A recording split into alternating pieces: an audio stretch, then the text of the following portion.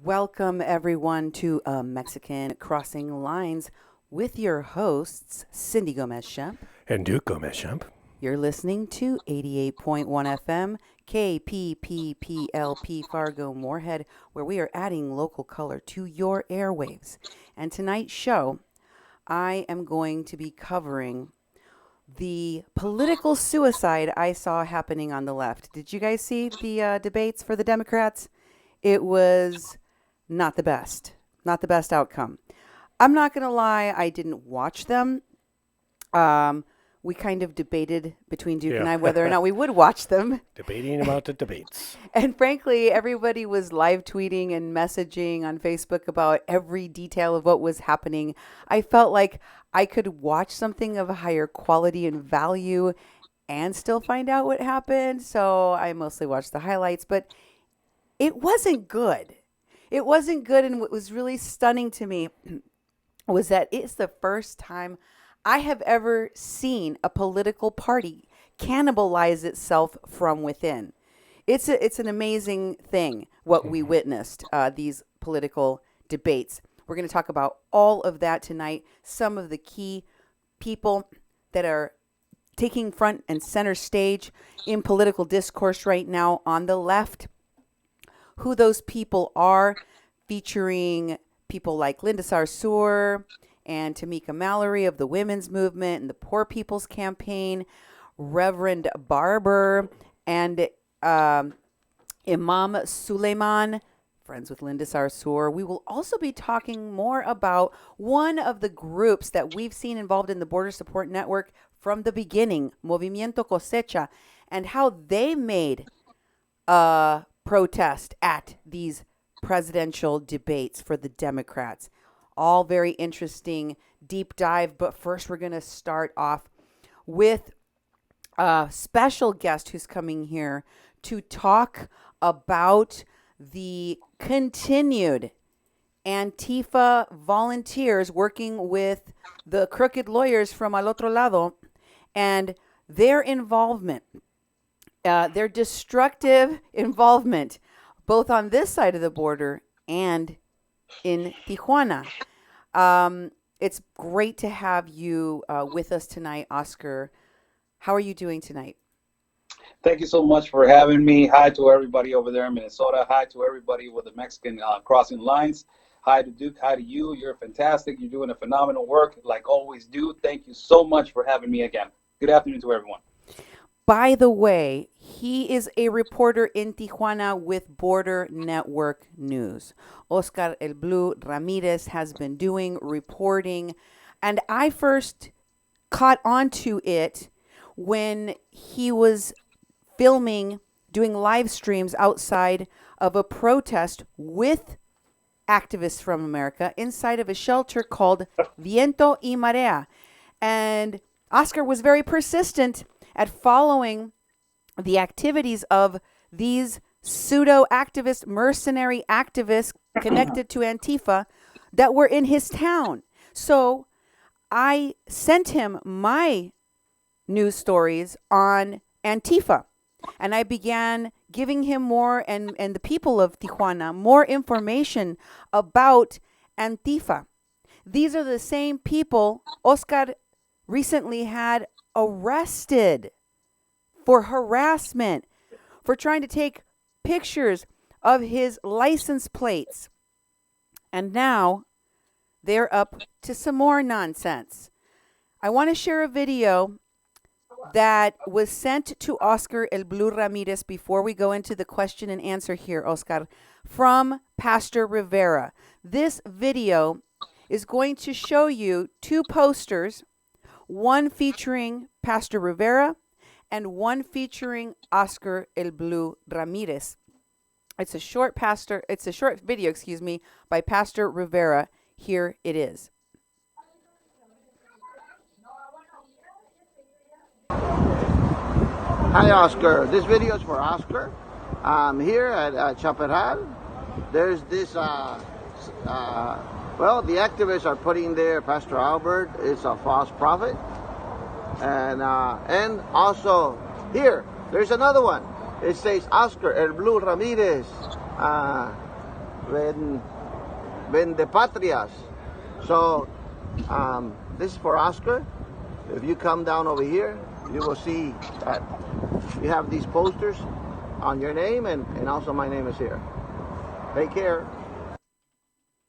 So, Oscar, I want to give you a chance to respond to these posters. First of all, tell me what happened after you saw this video. Can you talk about what happened? Yes. I've been following this activist for quite a while, quite some time. As a matter of fact, there's only, all the reporters have, the majority haven't been following them, and I've been the only one. And we got into it a little while ago when the Cameroon caravan came again.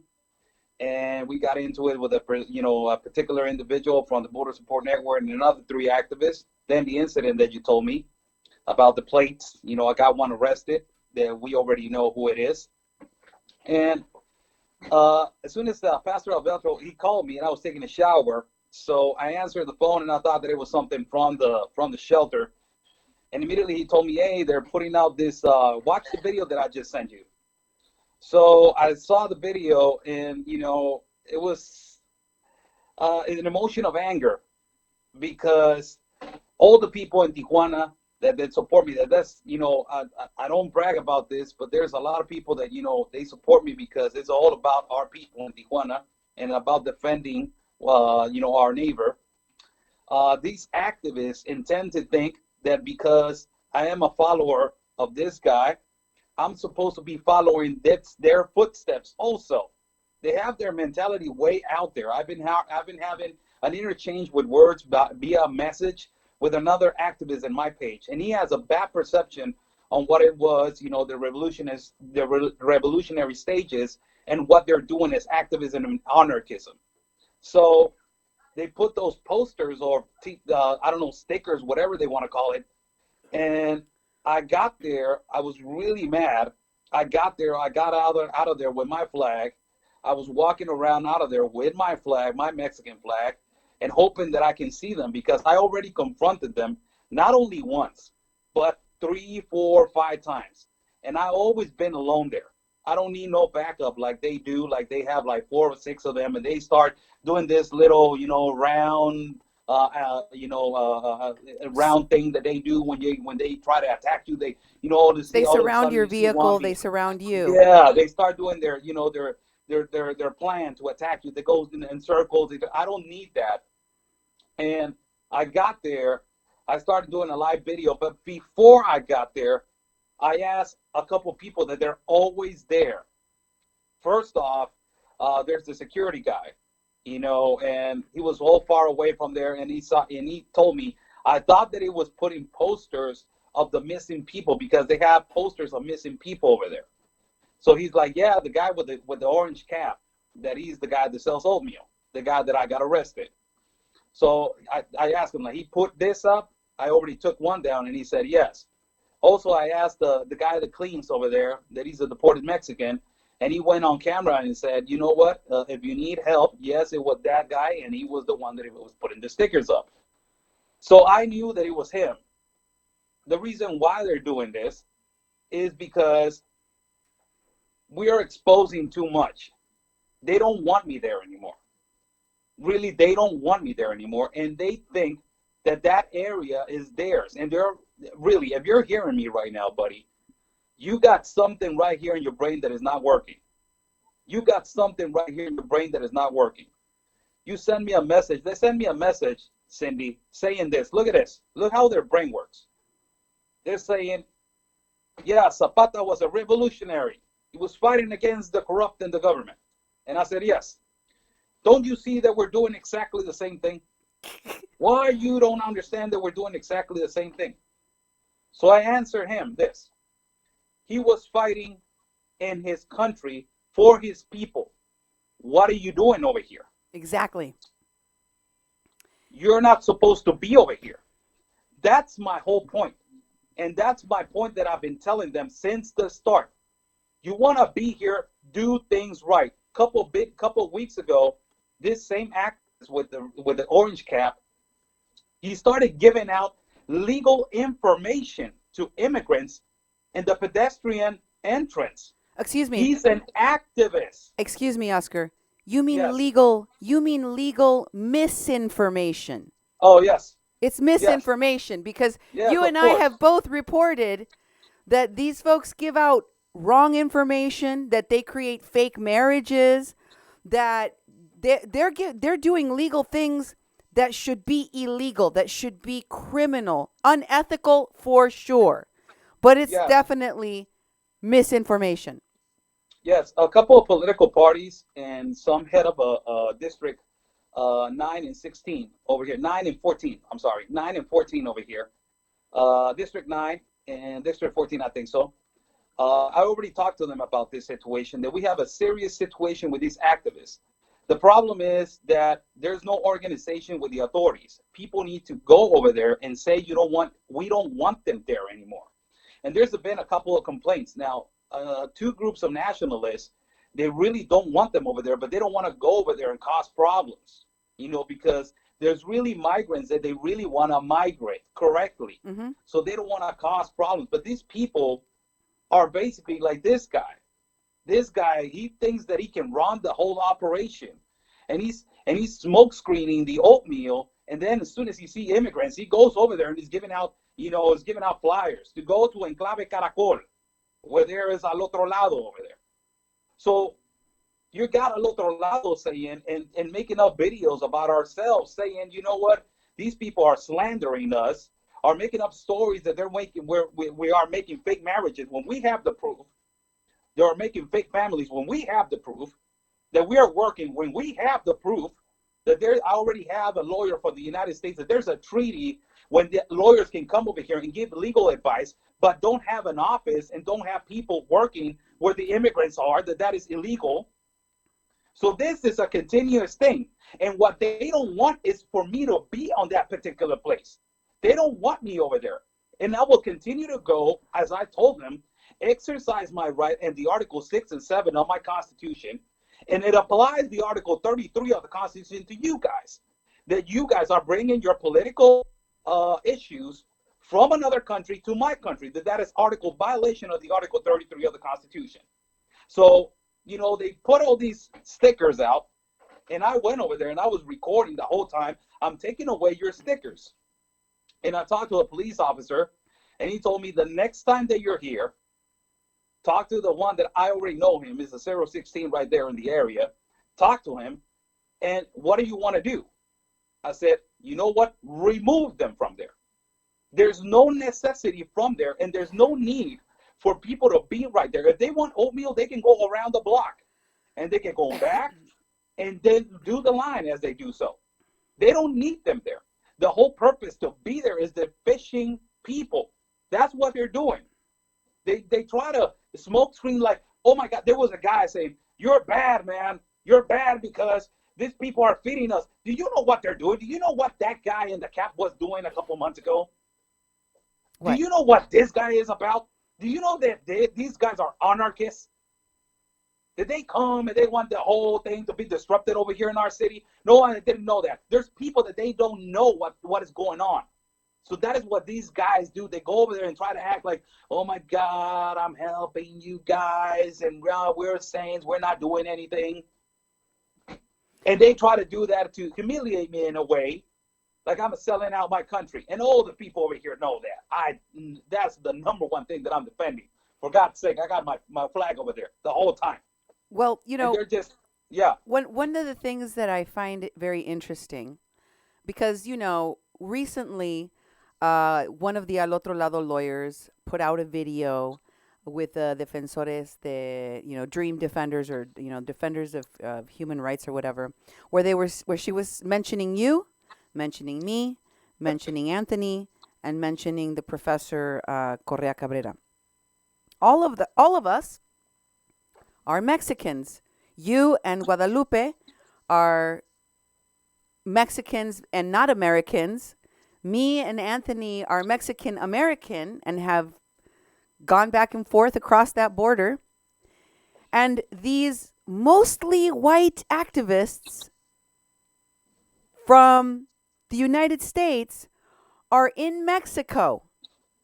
And here in the media and social media attacking Mexicans, Mexican women, Mexican reporters, Mexican men who are obviously the most experienced and affected by this, given that Mexico is the host country to all of these immigrants and asylum seekers. And they're telling Oscar in his own city that they are more Mexican, that they are more patriots to Mexicans and protectors of Mexico than Oscar is. Look, and sorry to interrupt you with that. I had an argument with one of them. He was saying that he's helping more people. I told him, where were you 3 to 5 years ago or before the caravan? I just want to ask you. I've been helping immigrants for a little while now, and poor people and people with cancer and people with this and people with that. But instead of, I went before this whole activism wasn't a Chaparral. I went to a specific park that it was called El Mapa. Mm-hmm. I remember that. And El Mapa was full with Mexican deported people. Mm-hmm. And it was packed. But in the shelter, they had outside, it looked like a flea market of activists. Yeah. They were outside defending, and they were standing, and we're not going to go. And I'm like, where are you if you're caring for the poor people and you're caring for deported Mexicans? You know why they don't care about deported Mexicans? Because there's no money. There's no money, activists.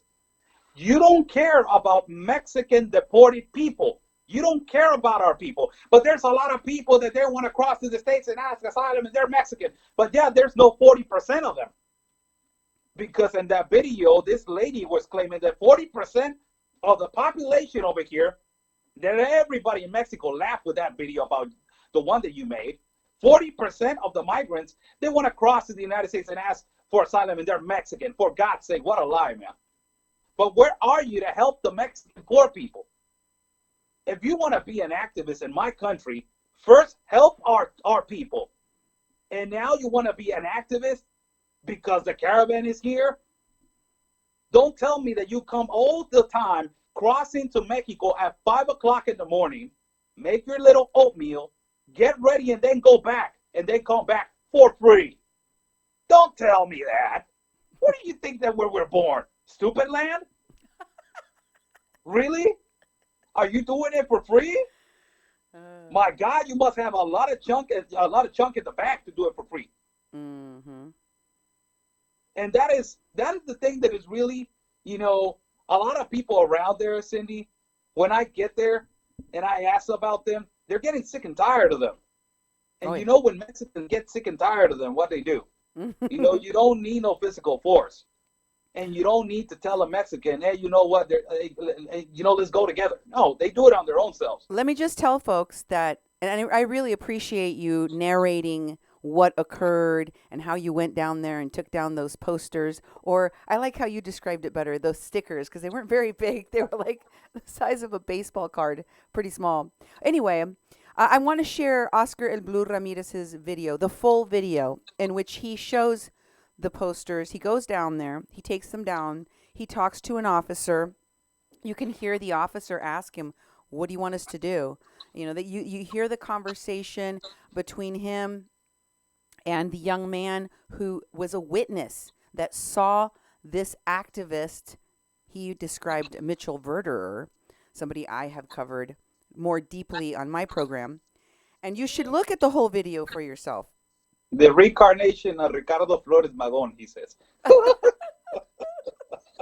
Oh my God, this guy's out there, man. Yeah, they're really crazy, but it's not just crazy. It is very insulting. It's very insulting to be fighting with all of these Mexicans, me, you, Anthony, the professor, and many others included, who dare to challenge their definition of activism, their definition of defending human rights and helping the people in Mexico, when they're attacking Mexicans and telling them to shut up. because they don't like what we have to say about their brand of activism. And I wanted Yeah. you to talk for just a minute.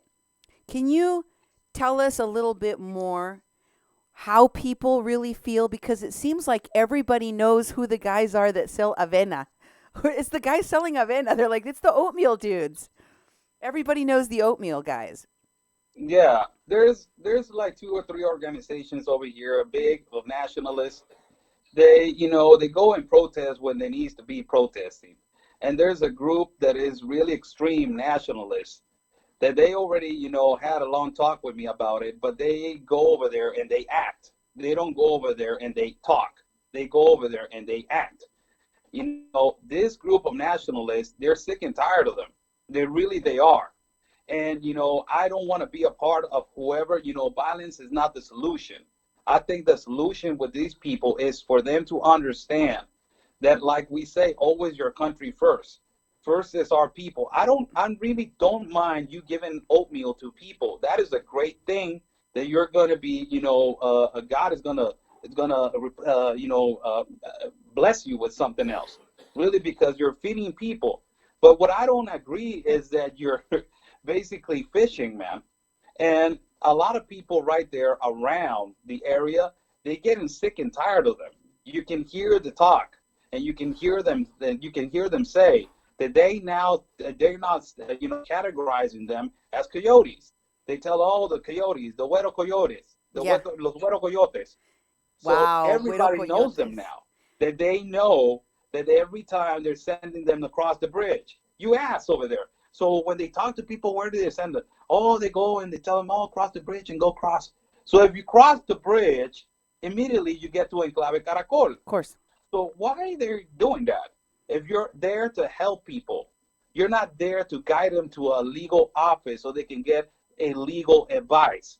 You're there to just tell them, hey, you know what? Here's oatmeal, and if you need comfort or if you need help, whatever you need, shoes, water, whatever. Okay, that's good.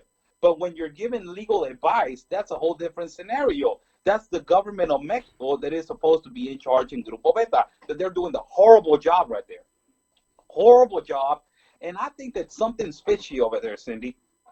Something's fishy with Grupo Beta in them. Something's fishy. Something's going on, because it's been the longest of time that Grupo Beta has received a lot of complaints about them, and they don't move them. Yeah. So something's going on. Well, I wanted to ask you a little bit more about the posters or stickers, whatever we want to call them. Do you think they were trying to threaten you with that, intimidate you with that, and Pastor Rivera, because they also put his face? Or do you think that they were trying to warn the asylum seekers at the border? These guys are bad, watch out. If you see them, don't talk to them because they could hurt you. This guy is a traitor to his own people, and this guy over here is a false prophet. Which one do you think? Or was there a third option? What do you think? I think that both of them. I think that Really? both of them. I think that, since I've been going over there, and I go sometimes when they're not there because, I got things to do. And when I get over there, I expose, immigrants, and I expose the people that they're saying about what is going on in Africa and what is going on with Ebola and what is going on with their help over there and why it's taking so long. So, they told me the last time that I confronted them, it's like, you're harassing us.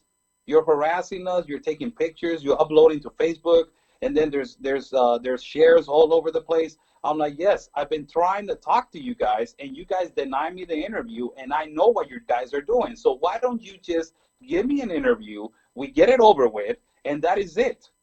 So I believe that it's both of them, that they don't want me there, so they're trying to expose to the people. But then that's the immigrants don't care about posters. Really, they don't care. They care only about their asylum seeker numbers. So if they're trying to do that, really, they don't care. And if they're trying to get me in a trap so I can go there again and, try to attack them, so that is their tactic. Mm-hmm. That is their tactic. Liberal activists and liberal tactics are I feel guilty. You attack me. That is how they play all the time. I played the guilt part. You're harassing me. You're attacking me. You're always around me. Leave me alone. Those kind of things. So I think that is a tactic just to make me angry so I can go there and then I can do something. And that way, they can call it to human rights that we are, you got the Pinedo case, you got the other one case that they are right now taking care of, I think in Texas. Mhm. You got the other guy's case that is an activist also.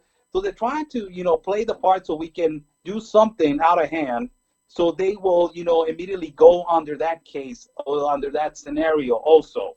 So, they think that we're not, that we don't have a brain. We understand what they're doing. But the only thing that upset me is that they were putting, it gets you. It gets you a little bit because, they get the guts to do that. So if they get the guts to do that, I'm not saying there's consequences, but don't get mad when you get arrested. I just, I, Don't get mad when you get arrested. Don't get mad if I go over there with some officers and show the proof with some witnesses and say, this guy, I'm a journalist over here, an independent reporter. I'm reporting on these guys because they're doing this. They don't want to understand that I'm over here. I got more rights than them. They're American. I've got more rights than them. I'm in Mexico, and I have the rights to expose. And they don't want to be exposed. Get off the line and then go to the other park and give oatmeal over there. But that is the thing that they don't understand. I keep thinking about the time, the effort, because these people are so lazy. They don't even take a shower. They wear the same clothes every day for months and months. Te consta. It's true. You've seen these people. Do they change their clothes? Do they shower? You've got up close and personal. Are they clean? No, they don't. And Okay. You know what? There's one of them, Cindy, that he's kind of smart. There's one of them. But he's a backstabber. Is a backstabber person. That's how they work. Yeah, but there's one of them that he has a brain, but he has a brain to how to do activism in a bad way. Right. So but the majority of them, they're the way they look. Yeah. Their appearance is just like a homeless they're person. Activists. That's how they are. Well, yeah, exactly. So I'm just saying, like, these people don't even care about their own personal appearance enough to comb their hair, put some deodorant on, anything. No. But they spent time and money, and then they went and physically plastered these things all over the place, these posters. That's how much they hate you. Like, they invested more time in putting up posters and money because they had to pay for those copies.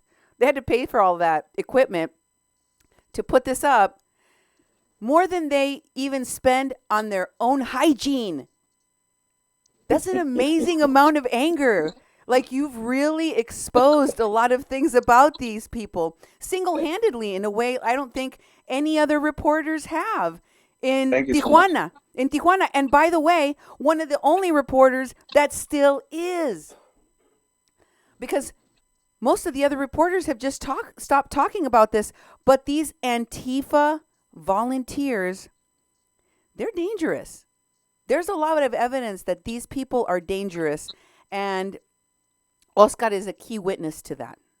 Right? Yes, and the funny thing is that I remember when I confronted the first one, I did not know until I started seeing your videos, and I started seeing videos outside the bun about all the activists that they were there in Contraviento y Marea, and I was like, oh my God, I was like, what the hell was I thinking? I was in the middle of wolves, really.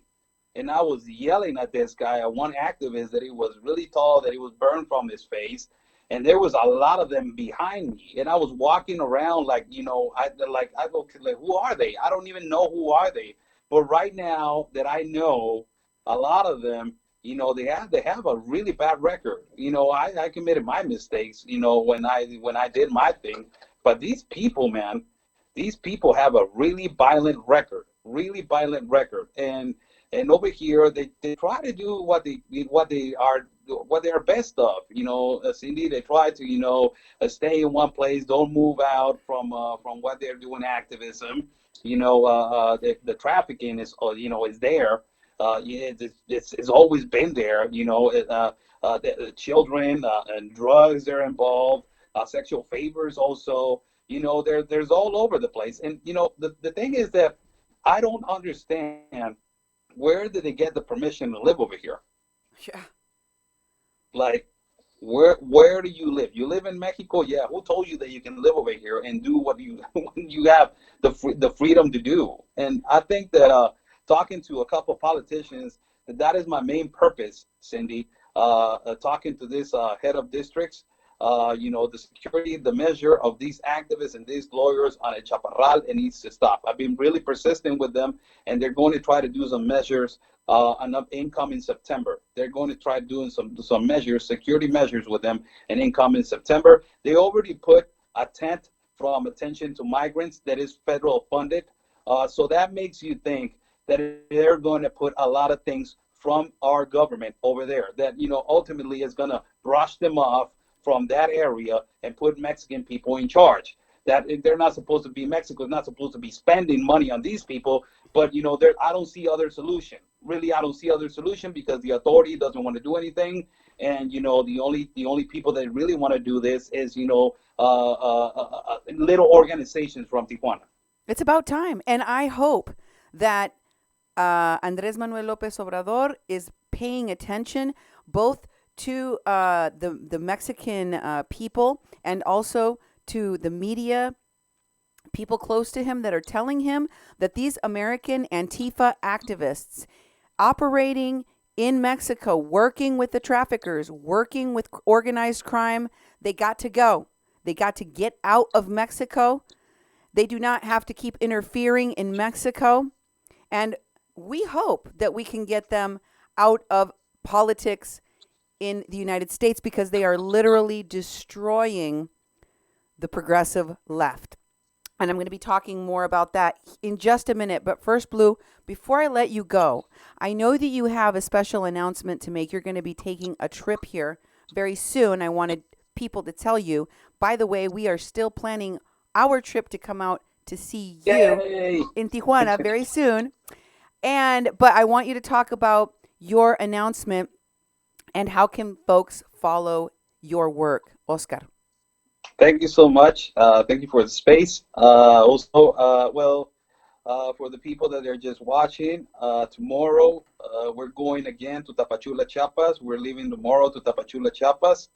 We're going with Ben Bergquam from Frontline America. And we're going over there to expose the reality and the truth about what's going on with, let's see, supposedly they said that there's a caravan on the 1st of August.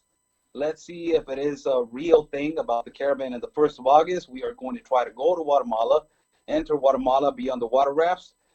We have people over there that they're waiting for us to take us on these large trips. Go to Suchate 1, Suchate 2, Talisman entrance to Guatemala. Also view the checkpoints, check shelters, and go to different hubs that they are speculated that they have migrants, and do some coverage and all this stuff. So we're leaving tomorrow. Dios me bendiga, me cuide, like we say in Mexico. Mm-hmm. God take care of me, and we're like I always do. Promises made, promises kept.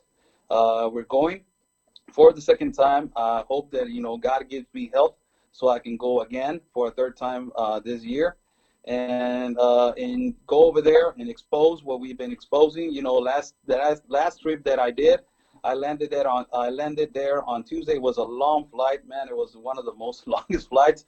I left here at 12 o'clock, at night. That it was basically a Monday, and I landed on Tuesday, 12 o'clock at noon. I got into work Tuesday, Wednesday, and I came back on Thursday. So I stayed 3 days over there. This time we're going to stay a little bit more, like around 4 or 5 days. So we're going to have, much time to rest, not be so precipitated on going to different places, and try to expose a little bit more comfortably, and take a little bit more time to record, take photographs, and talk to citizens. I have a big surprise that I'm going to cross through the river, but I'm not going to cross through the water raft, people. I have a big surprise for everybody that is called the Garrocha, and I'm going to cross mostly swimming through the river for everybody to see. I'm going to cross with, with another security guy that is going to tell us it's legal to cross. So I will try to give you guys the personal experience of how these people cross from one side to the other. So I will try to do that. Let's see if if the tide's not that big, Cindy, I will cross like that. But if it is big, hell no. I'm not going. I don't know if they got sharks in there. I don't know. Oh my But yeah, God. tomorrow we're gonna leave, and again we're leaving, and we're taking the courage to leave over there like we did the first time. I left alone, and we met up with a great journalist and a couple more guys over there that they're helping us.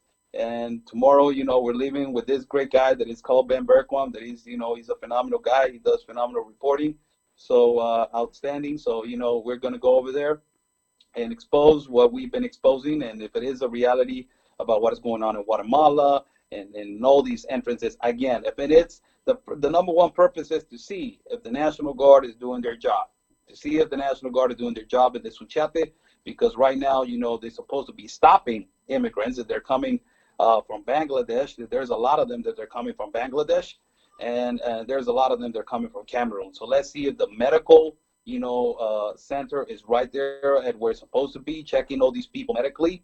And if there's not, we can expose that, point of view and let everybody know that, they're lying to us again.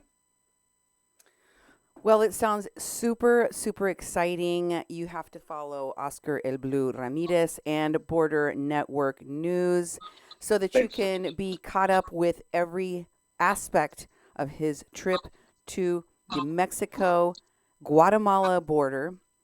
There's going to be amazing coverage coming up from Oscar El Blue. Thank you for being with us, Oscar. Thank you so much. And I want to say thank you to Duke. He's a phenomenal guy. Gomez-Schempp. You're I like welcome. His voice, man. I like his voice. He's the best. Send you a big hug, Cindy. You're the best, really. You're phenomenal. You're fantastic. You're really smart, man. I can't compare. Man, you're out of there, man. You're a beast for information. And Duke, man, you're just the best technician and you're best reporter also. Great. So I want to say follow, please, people. Follow Cindy and Duke at Mexican Crossing Lines and share their information all over the place. Thank you so much, Cindy, again. Thank you, the incomparable Oscar El Blue Ramirez, for being with us tonight. And Cindy, sharing... can I say something? Sure, of course. Yes. Please follow my partner, Conservative Anthony, as he's running for Congress at District 16 of El Paso. He is going to win, Cindy. I got it right here. He's going to win because he's doing the footwork and he's the most honest guy. Thank you so much. Super guy, Anthony. Anyway, Oscar El Blue Ramirez was just with us, giving us all the lowdown on these Antifa volunteers. And that brings us to tonight's topic, which is how the political suicide that Democrats are actually letting happen to the Democratic Party is shocking. It's amazing what's going on with the Democratic debates. And we're going to talk about all of that in just a second. But first, I wanted to give Duke an opportunity to tell people how to get a hold of us, how to support us, and how to send a tax-deductible donation to support our trip to Tijuana. Exactly. Well, thank you all for watching and listening. It was great to have Oscar on. He's an incredible reporter. I see him almost every day on his live feeds and watch him a lot, and I've met him and spent some time with him in Tijuana when we went down there the last time. That's why we want to go back. We want to go back and spend some quality time and do some really on-the-ground reporting in a way that Cindy can do, and teaming up with Oscar, and things I can do to bring you some high-quality, innovative, at the ground level, current things that are not going to be going anywhere unless we go down there and join with reporters in Mexico and bring it back to you. So you can make a contribution to our trip. We're still working on it. We said we'd like to go in August, and August 1st is today. And you can go to kpppfm.com/donate and make the tax-deductible donation to our station for the trip. We'll post a link where you can donate directly to the trip, or you can directly to the organization and put a little note in there that you would like the funding to go towards the Guatemala trip. We'd very much appreciate that, and we do appreciate everyone who has contributed too. And if you do want to get hold of us in other ways, you of course you're watching a Facebook Live, so you can get hold of us on Facebook at 88.1 FM Fargo Moorhead, the People's Press Project at Mexi-Can, and also you can leave us a message on our voicemail, which is 701-566-0917, or you can email me, Duke at kpppfm.com, or Cindy at kpppfm.com. You can also go to Twitter at media_PPP and go to kpppfm.com.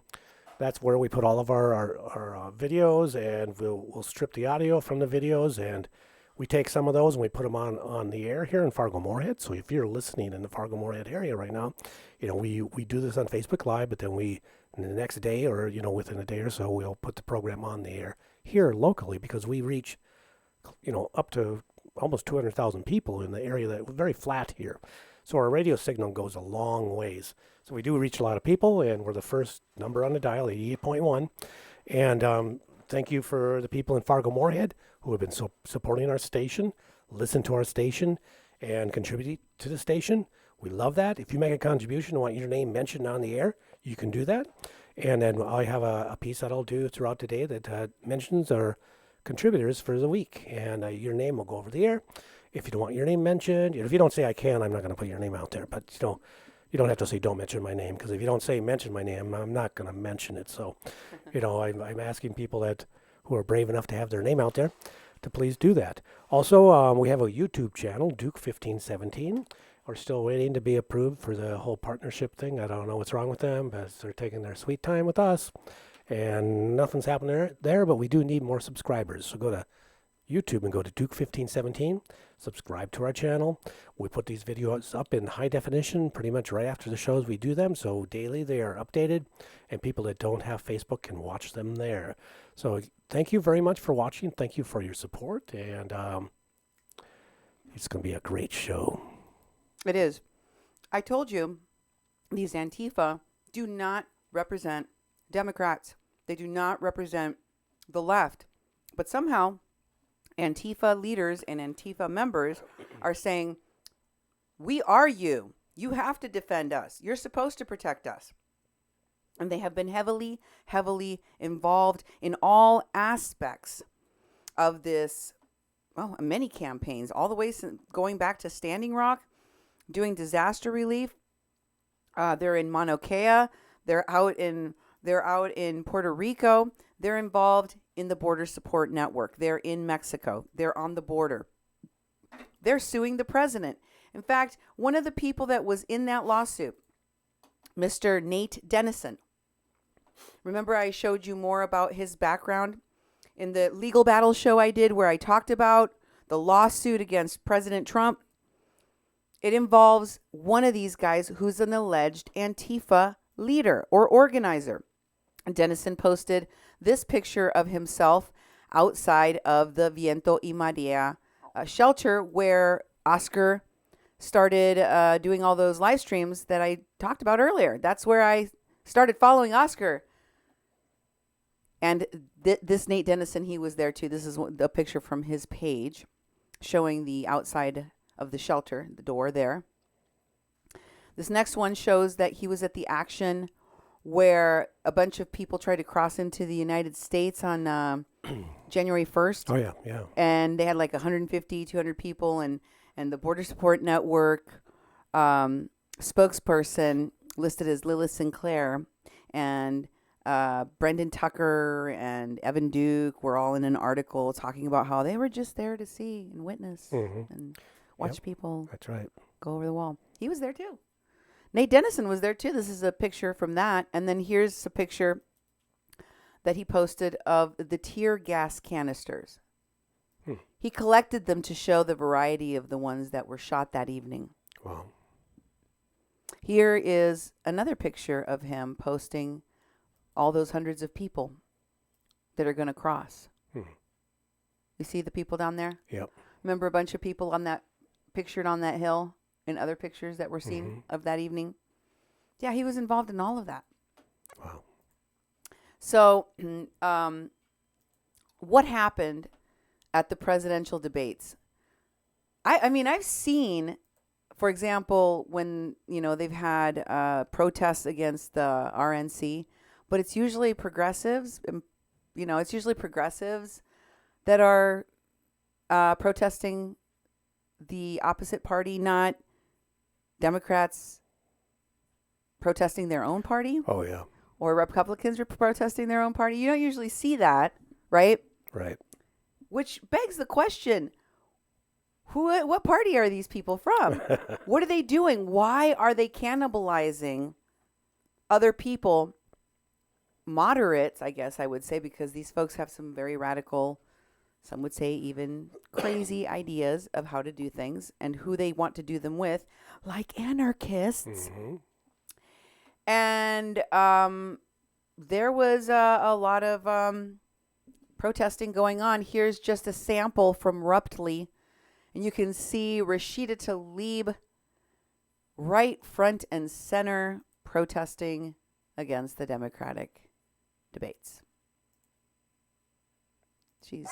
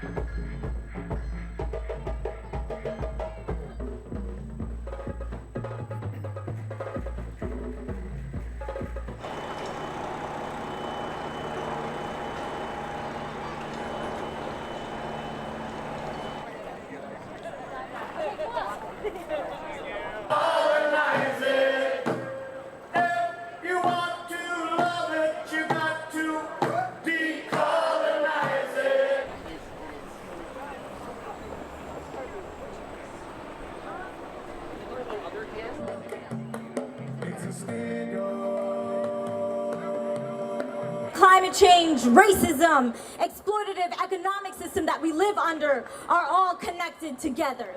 And internal plumbing in people's homes. It can provide jobs. In real life, a living expert of his lived experience.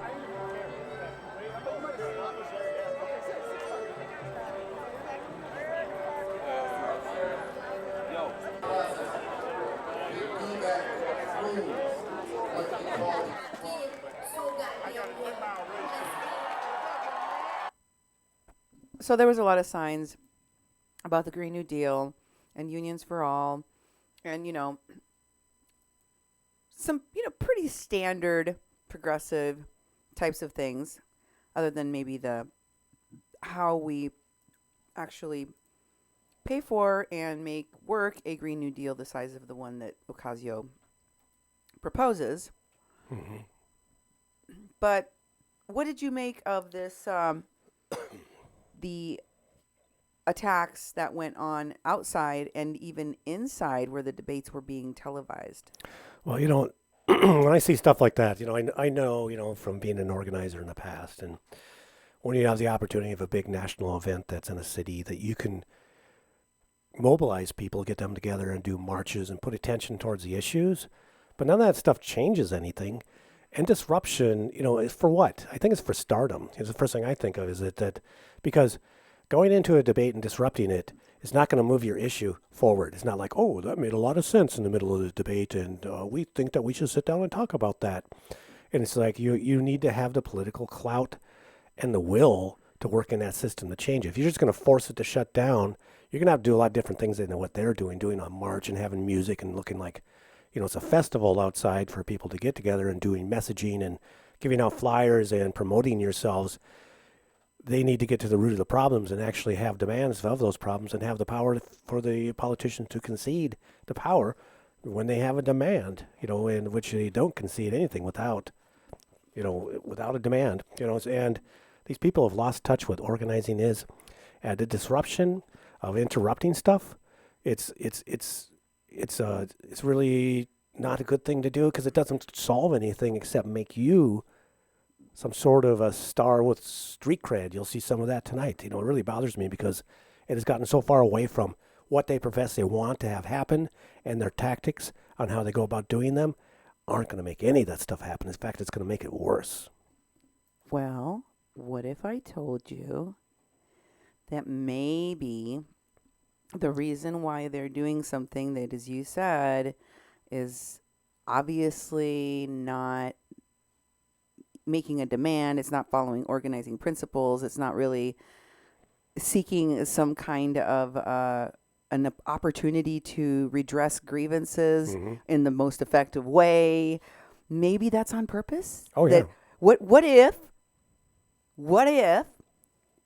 it's not only on purpose, but it's meant to sabotage some of the people that are on the stage to the benefit of others? Oh, okay. And it's kind of like a gotcha moment where they put you on the spot and ask you a really difficult question that may come back to bite you politically.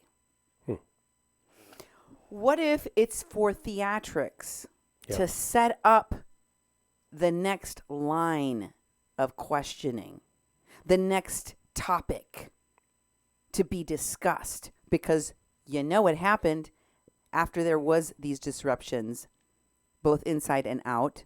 There were questions and discussions that flew across that stage between opponents based on those disruptions. So I think there's more to what we're seeing than just people really wanting to effectively get across the message and change something and make change. And I want to show you an example of that because I watched a video that upset me once again so much that I'm going to have to describe to you. And I will translate the video as it plays. But it is a group of migrants crossing the Rio Grande River. And somebody is filming this group of people running down to the river. And they're kind of all chained together, their arms linked so that they can help each other across the river. But there's a lot of little kids, a lot of what look like toddlers in arms that are going to be carried through the river.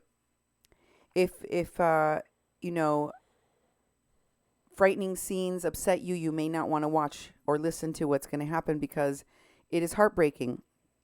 Several of the people go under after they've crossed midpoint in the river, including the little children's head, including a little toddler's head. It goes underwater. And you hear another child whose mother has gotten away from the group and who the current is dragging her away, whose face and head have gone underwater several times. And this little boy, her son, is screaming, "I don't want my mom to die. I don't want my mom to die. God, don't let my mom die. God, don't let my mom die. Save her." And it is just heart-wrenching to hear him shriek for his mother to live. And I sat there just thinking, like, I guess I go back to the same question as a parent myself.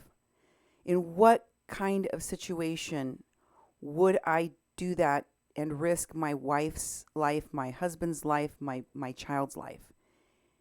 And I don't think I could do that. I mean, unless there was literally a fire right behind me and I had to jump in the water to keep from like burning up, or had somebody with a gun to my back, I don't think I would take that risk, because I would feel awful if somebody died.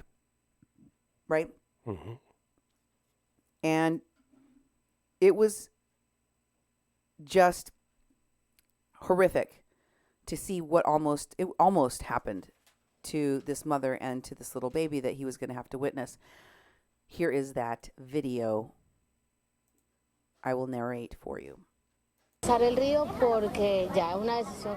was a decision that we were taking, and con dolor, porque realmente no era el propósito. Un grupo de migrantes de hurtful. Centroamérica y Venezuela, quienes ya tenían entre Central 3 American y 5 meses esperando en Matamoros, that had been tomaron waiting in su Matamoros decisión de entrar a Estados decided Unidos. to go into the United States.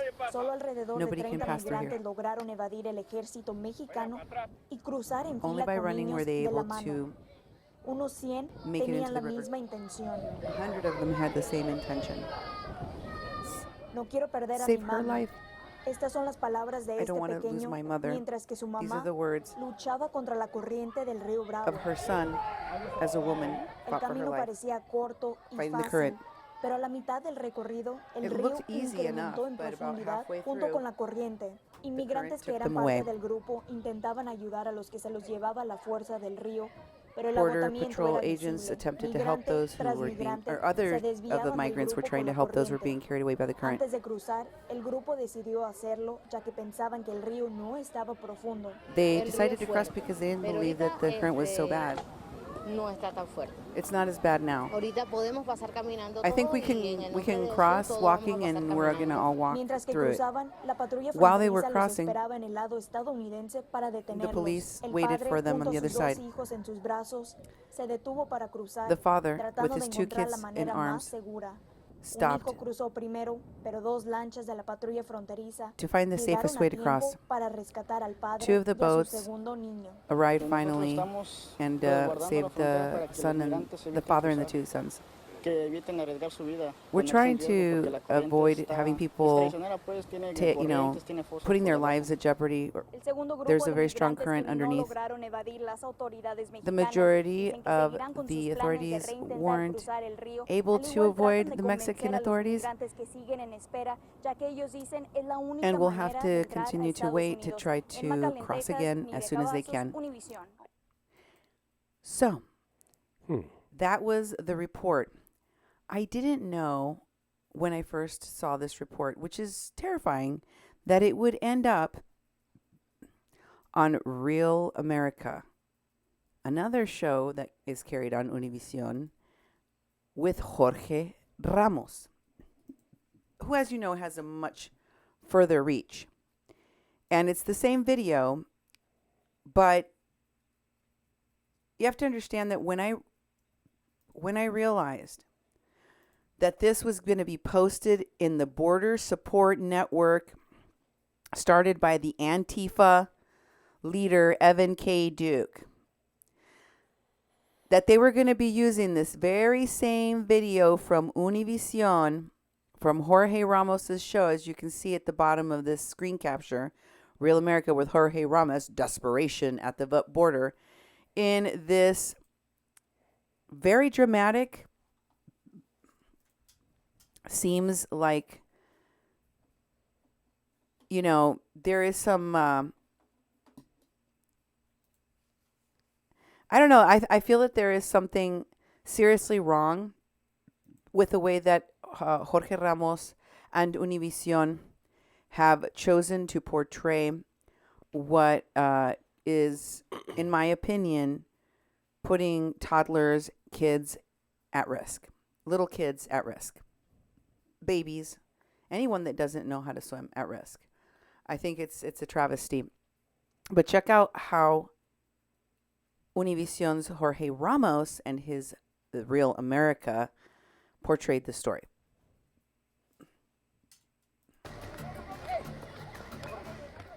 aquí no hay protección. O sea, aquí nos protege es Dios. There's no protection here. We're protected by God Nos desesperamos. only. We became desperate.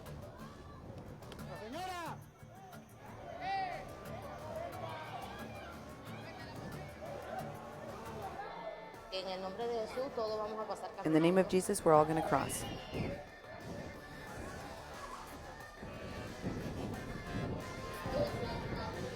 See a little toddler go underwater.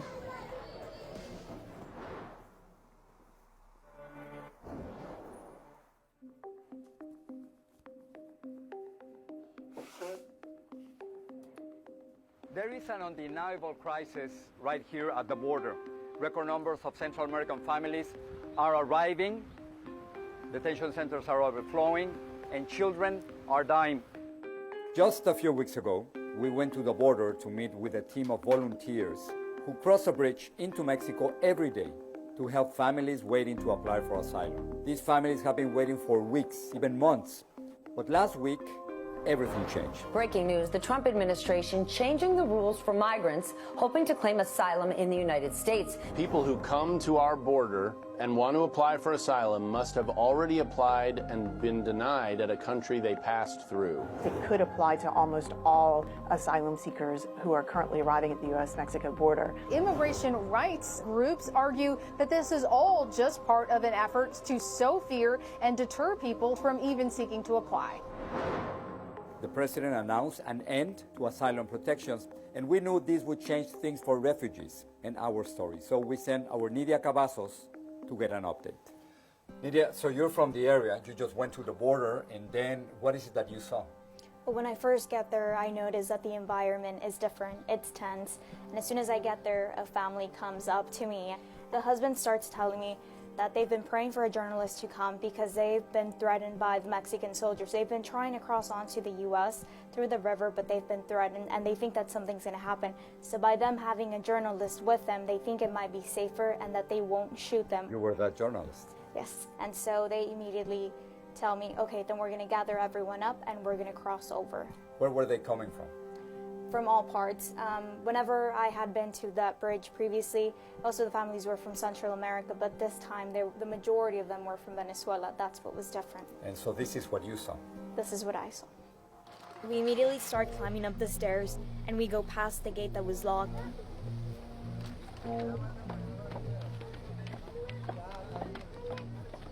And at some point, the group just starts running.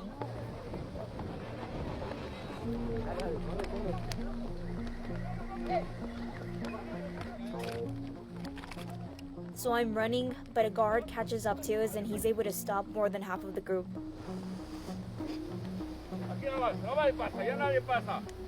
I'm scared, but I realize that he doesn't have a gun with him, so I say, Somos periodistas, we're journalists, let us go.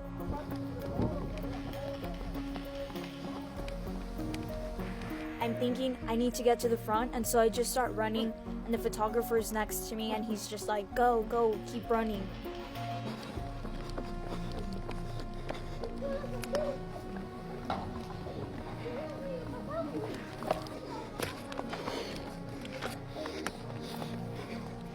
There is so much adrenaline running that you can't even think. I'm not scared for my life, but I'm thinking I need to run, and I'm gonna get ahead. The dads have all the backpacks, the moms have the children, or vice versa. You see the dad carrying more than one child in his arms, and you see moms carrying the backpacks. But it's more than one since it's pretty much all their belongings they brought with them. So I see that they're walking in. They're able to walk through the river, and I'm thinking this is going to be easy for them just like they had said. Today's a perfect day to cross. The current isn't strong, and the river's not deep at all. They're all trying to stay huddled together because they said if there's any current, staying as a group is going to make it easier for us. But once they reach the middle, it's like the river just plunged in depth and you have the currents underneath, so you start realizing that this isn't going to be easy. Everybody in the group was sort of yelling, like, let's go, manténganse juntos, stay together. that was to fight against the currents, and everybody's just like, vámonos, rápido. So everybody's trying to move together, but fast, and then you get to the middle point where everything just starts escalating.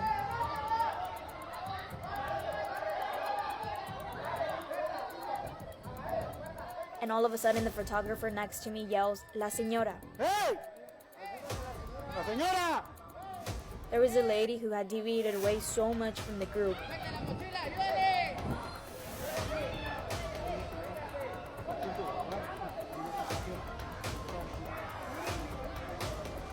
Luckily, this woman was helped by another migrant. This mother had handed off her son to her husband, and she was going to carry everything else. She was going to cross first.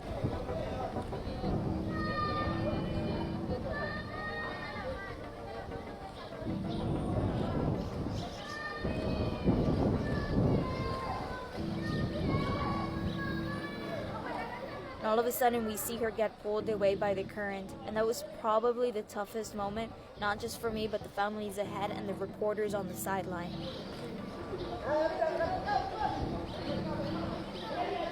You have somebody fighting for their lives in front of you, and you have to watch it all. And I'm thinking, do I jump in? What do I do?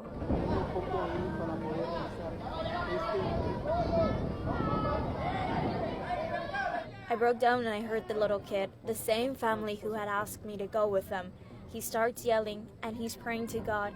He's talking to God and he's saying, Dios, sálvanos a todos. God, help save us all. God, save my mom.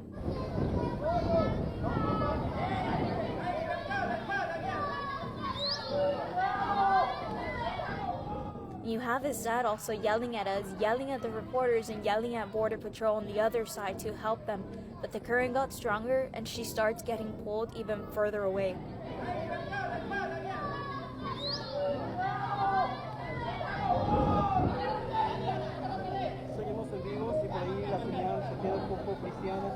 I'm thinking, if this is traumatizing for all of us watching, what is it going to be to this little boy? He's young, but he's hyper aware of what's going on.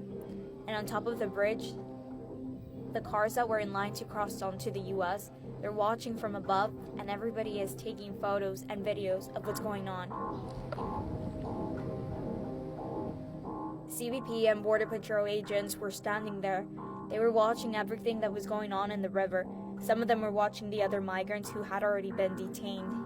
And at the time, I'm thinking, why isn't anybody doing anything for them? The mother was eventually saved by another migrant.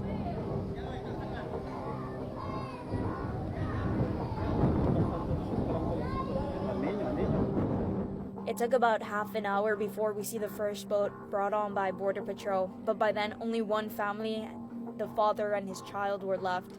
Everybody had already pretty much struggled, and several were already taken by the current.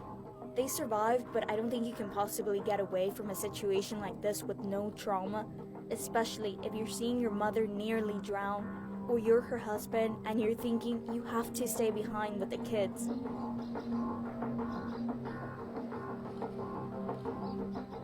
You're watching someone that can possibly die right in front of you. You have to react, and it's not going to be easy. I think if people experience this for themselves, their perceptions would change. We know that something has to be done. If their only alternative is to do this and put their life at risk, then we know something is awfully wrong. I'm not sure if you know about this, but in 2014, I went to the river, Rio Grande and Rio Bravo. People don't realize that Rio Bravo in Spanish is not exactly a brave river, but it is an angry river, and that's exactly what I saw. So I swam the river the same way that other immigrants have done in the past, but I was completely protected. Now, it's a completely different story now. You remember that picture that we saw? It was a father and a daughter drowned almost in front of our eyes. Well, going in, the immigrants, they remember this photo very well. And as soon as they get to the middle of the river, you have migrant after migrant struggling to stay afloat. And by that time, we have Border Patrol agents and CBP, as well as CBP agents on the bridge. So there's a lot of people watching. It was about 30 minutes before they brought on the Border Patrol boats. They even sent out a press release saying that Border Patrol had rescued 2 migrants, but there wasn't any mention of all the other families that had been struggling before. So a press release doesn't exactly express everything that's going on before a rescue actually begins. So you've talked to all these immigrants. So do you think that they're still coming from Honduras, from El Salvador and Guatemala, despite the river, despite the dangers? Despite everything that's going on, and despite all these photographs we see and videos of them, they're still coming. So the incredible conclusion is that they're going to keep on coming, right? They will. Regardless of what we do. Even after the first day, we had over 100 migrants cross. By the next day, a second group was already filling up their spots. So your story is not an exception. No. It's the new normal at the border. Yes. Thank you, Nidia. Thank you. So, what's the message? Messages. Get used to it. Yep. It's not going to go away. It's the new normal. New normal.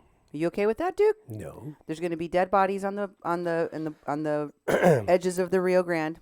Yeah. Just get used to it. And there's still going to be reporters like that basically incite a group to cross, because they'll come and film it, and then criticize Border Patrol because it took them a half hour to get the boat in. You know, it's just like they're just doing rescue missions now. That's and what's crazy is I didn't understand until I saw the second thing on Jorge Ramos that listen to the craziness of the story.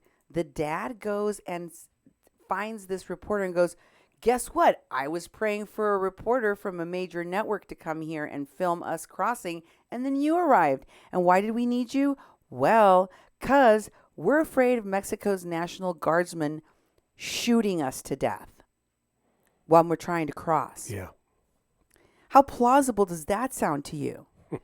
How many, the newly formed National Guard that's been deployed all around the country to crack down on people trafficking humans, smuggling humans, putting the lives of folks at risk by putting them in the back of semis that are over 100 degrees hot. People recycling children, renting children, all of these things, right? And instead, we have a scenario where we're being told this is a family of people or a group of people that are in so much danger from being murdered by the National Guardsmen. They needed to have a witness there. Yeah. That was the only thing that was going to stop those National Guardsmen from just murdering them.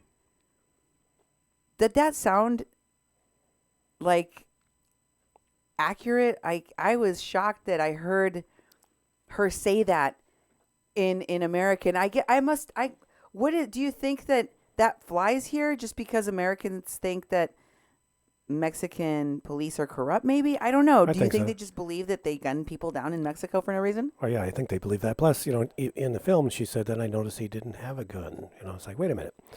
You said earlier that they wanted someone to come and they're afraid they're going to be shot.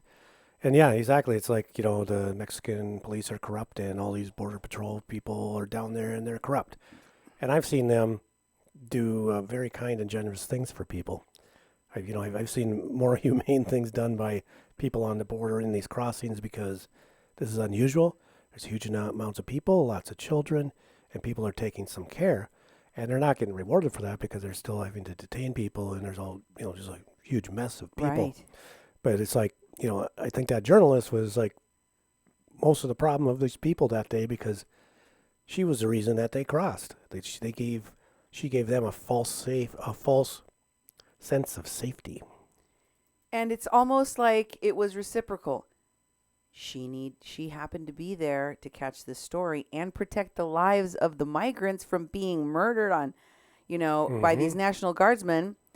And also they needed a reporter to be there to protect them. And she needed to capture this story so she could tell everyone in America that Mexican National Guardsmen and border authorities are so scary they murder people. But also he didn't even have a baton. And also, this is going to keep happening. Yes, she made up a threat to their lives that didn't really exist. But in the end, doesn't the fact that there was that scary feeling that had no merit, but scary nonetheless, isn't it enough that that's how they felt, that they needed to cross and put all their kids at risk, put their kids' lives at risk and the moms at risk? Yeah, that's what they're trying to tell you. It does mean that, the ends justify the means. They felt scared, right? Yeah.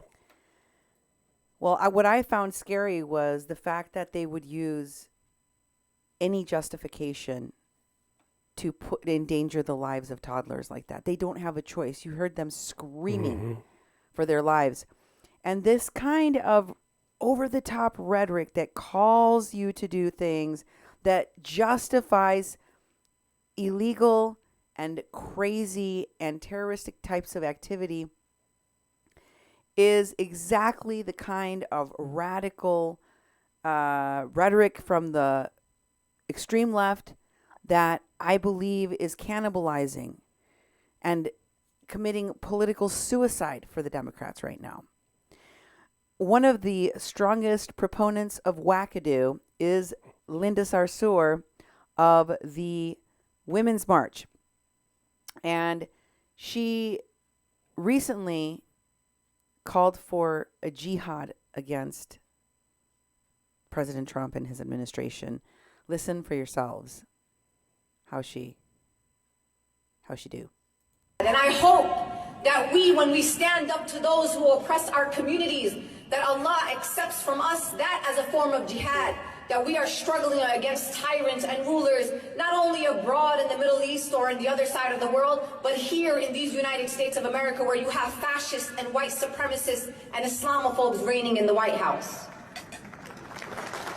We have to stay outraged. Do not criticize me when I say that we as a Muslim community in these United States of America have to be perpetually outraged every single. When I wake up in the morning and I remember who's sitting in the White House, I am outraged. This is not normal, sisters and brothers. Those people sitting in the most powerful seats in this country is not normal. So do not ever be those citizens that normalize this administration, because when the day comes that something horrific happens to us or to another community, you will be responsible for normalizing this administration. Our number one and top priority is to protect and defend our communities. It is not to assimilate and to please any other people in authority. Our obligation is to our young people, is to our women, and make sure our women are protected in our community. And our top priority, even higher than all those priorities, is to please Allah and only Allah. Okay, then.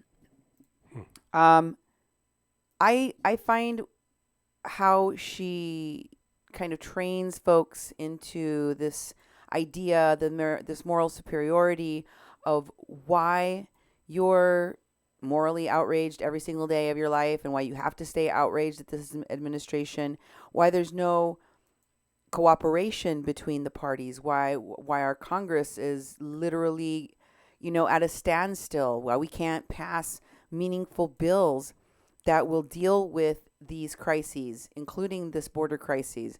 And it has to do with what she is saying that people need to do, which is just stay completely mental the entire time. Just be mental, be outraged, and don't let anybody tell you, and so that is where a lot of this rhetoric is coming. You're going to hear more of that being interjected into the discussion about immigration and border policy, because Linda Sarsour and a lot of the people in clergy that she and New Sanctuary Coalition are connected to, and the Poor People's Campaign are connected to, are right in the center of it right now.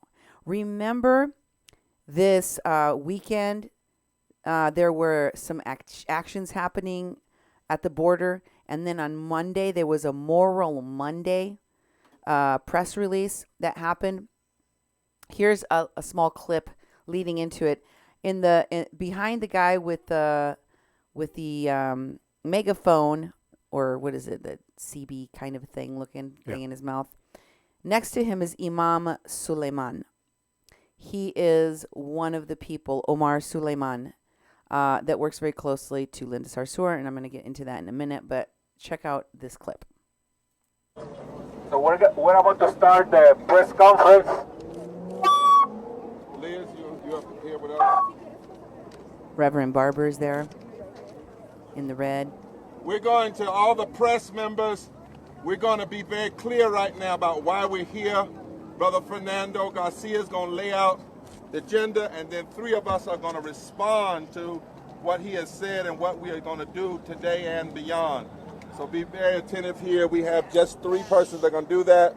Then when we get where we're going, there's going to be an action there, and then some other speakers will join us there. And but at this time, would you welcome our brother Garcia?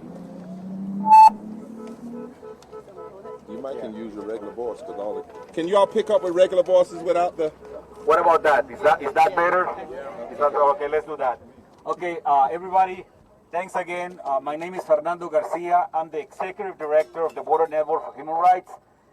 Let me first say that this action is a combined effort by local and national leaders. That's right. It is important.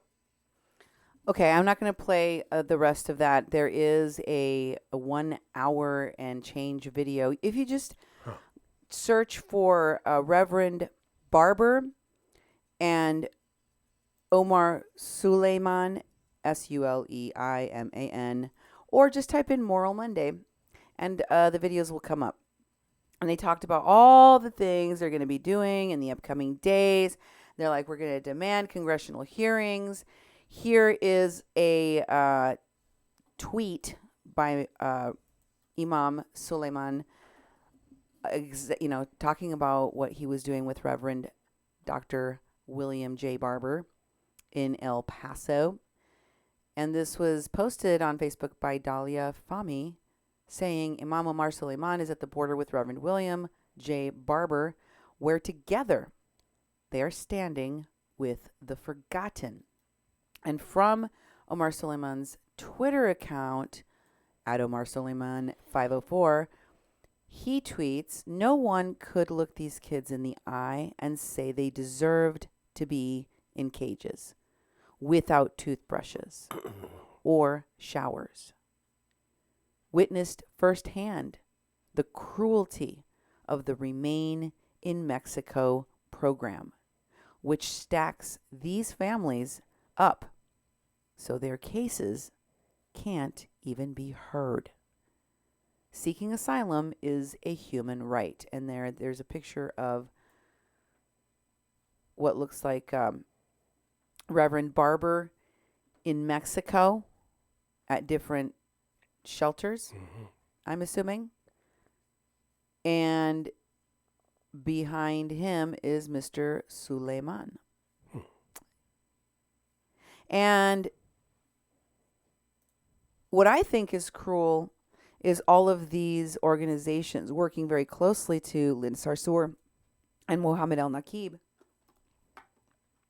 encouraging the overcrowding, encouraging these folks to go, all of them to Tijuana, all of them to certain places that now have left them in some of the most dangerous border cities because they were lied to.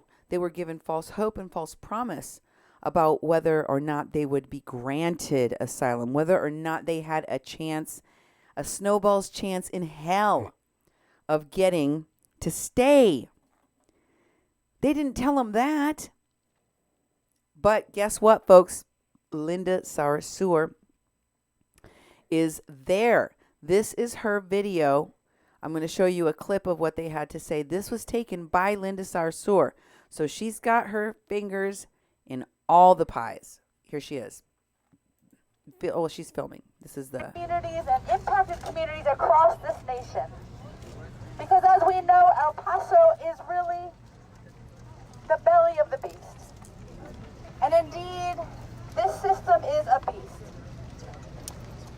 Caging children, separating families, denying people health care and housing, suppressing votes, hurting democracy, and spending hundreds of millions of dollars. Hundreds of millions of dollars on trying to pit us against each other. On trying to feed us a lie that there isn't enough. When those billions of dollars could secure health care for everyone. That's right. Could secure education for everyone here in El Paso and across this nation. An honor to be taking action together. Dr. King, in the last year of his life, said the poor of this nation live in a cruelly unjust society. Yes. We've seen that injustice here.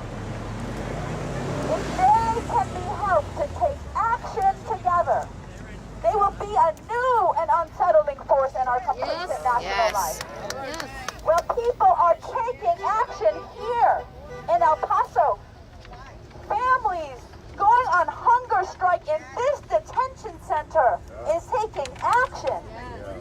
Folks demanding a congressional hearing in the border.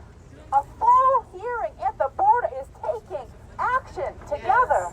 And then bring in the border to take some more action together.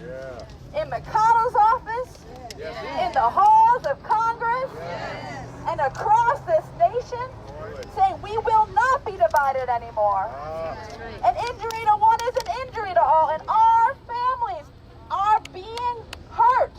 Our families are being killed. Our families are being starved. Here in Texas, in Mexico, in Guatemala, all over this world, and across the rest of this country. So we indeed stand with hope here. Commit ourselves to a long haul of struggle. We'll be coming back. This is just the beginning. Thank you. Yes. Thank you. Thank you.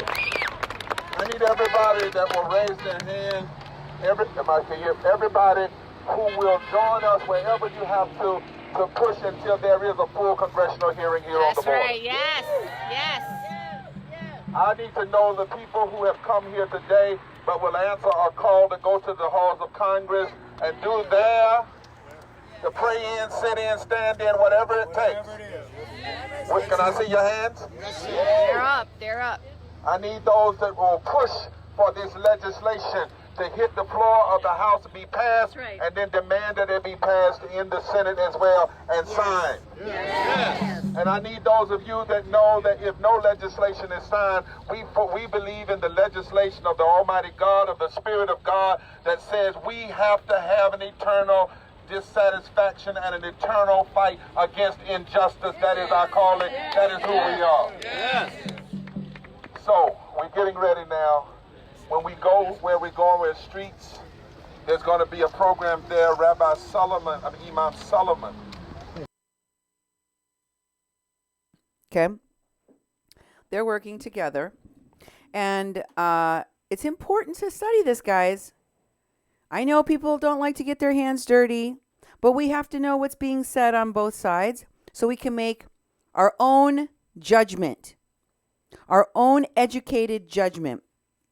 Most of you have not been paying enough attention, and you have to study what folks are doing and what they represent and who they're working with. Not just listen to the words that are coming out of their mouth, because they could be real flowery and nice, but they could also be a lie. Now, one of the people, I told you that Linda Sarsour posted this. Do you have Linda Sarsour live? That was the video. There's also a Linda Sarsour live with Suleiman Reverend Barber screenshot. Nope, I don't have it. Oh, okay. Well, I was just going to show you that it did come from her page, but if you check out her page, you can find it. Next, I wanted to show you where I had seen this reverend before.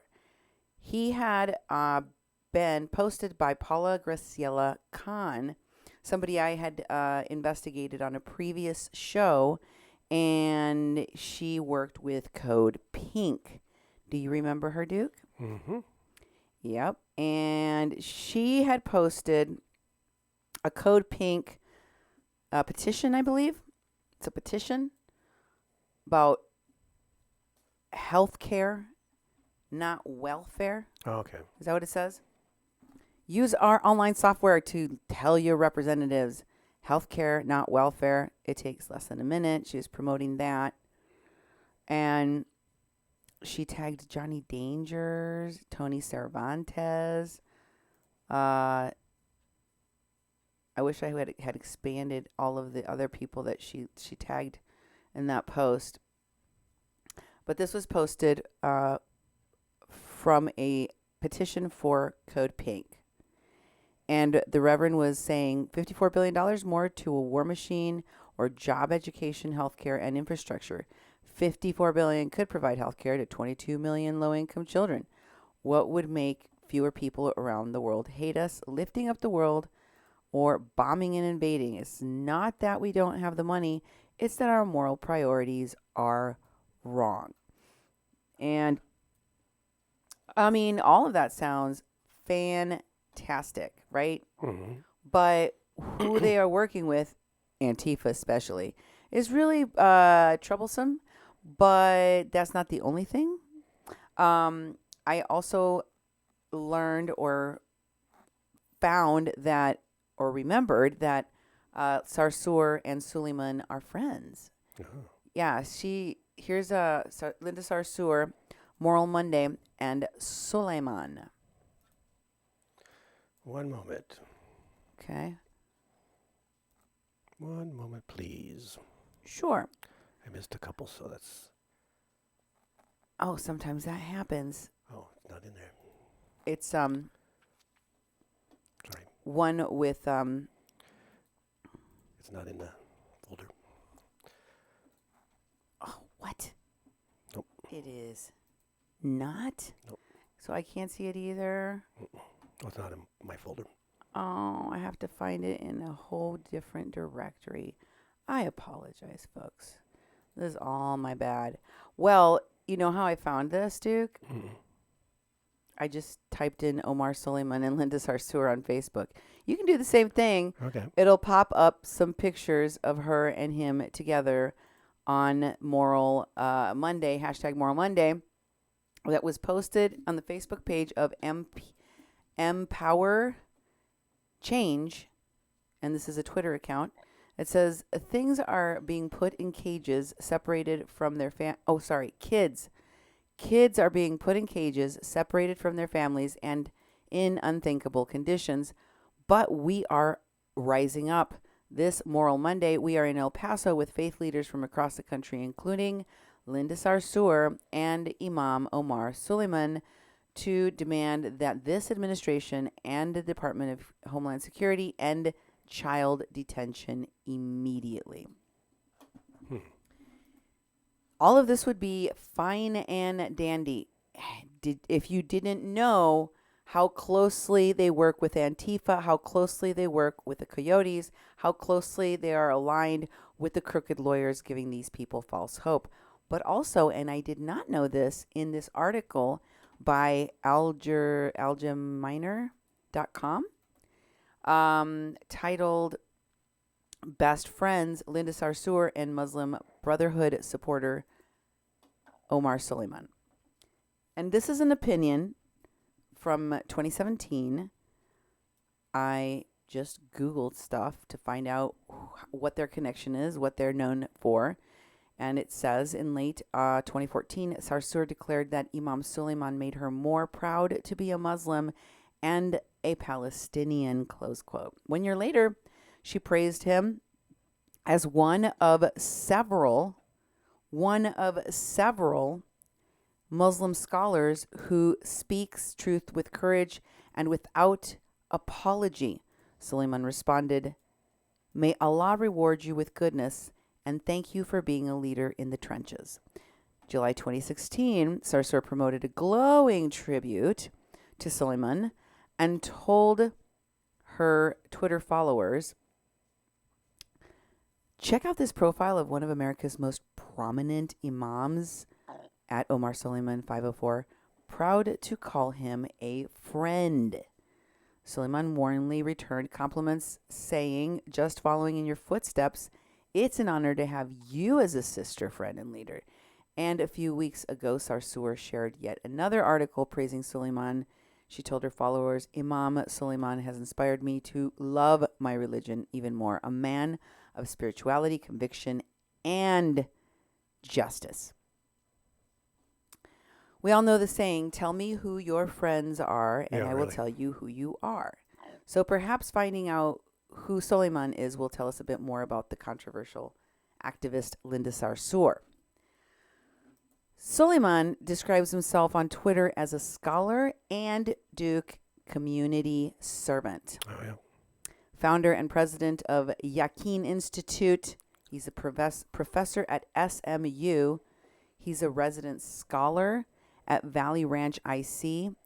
And according to the first article that Sarsour shared, Suleiman is also a new kind of American imam, wildly popular social media presence with more than 1 million likes on his Facebook page and tens of millions of views of his YouTube sermons. The kids like him, Duke. I guess. He's popular with the millennials.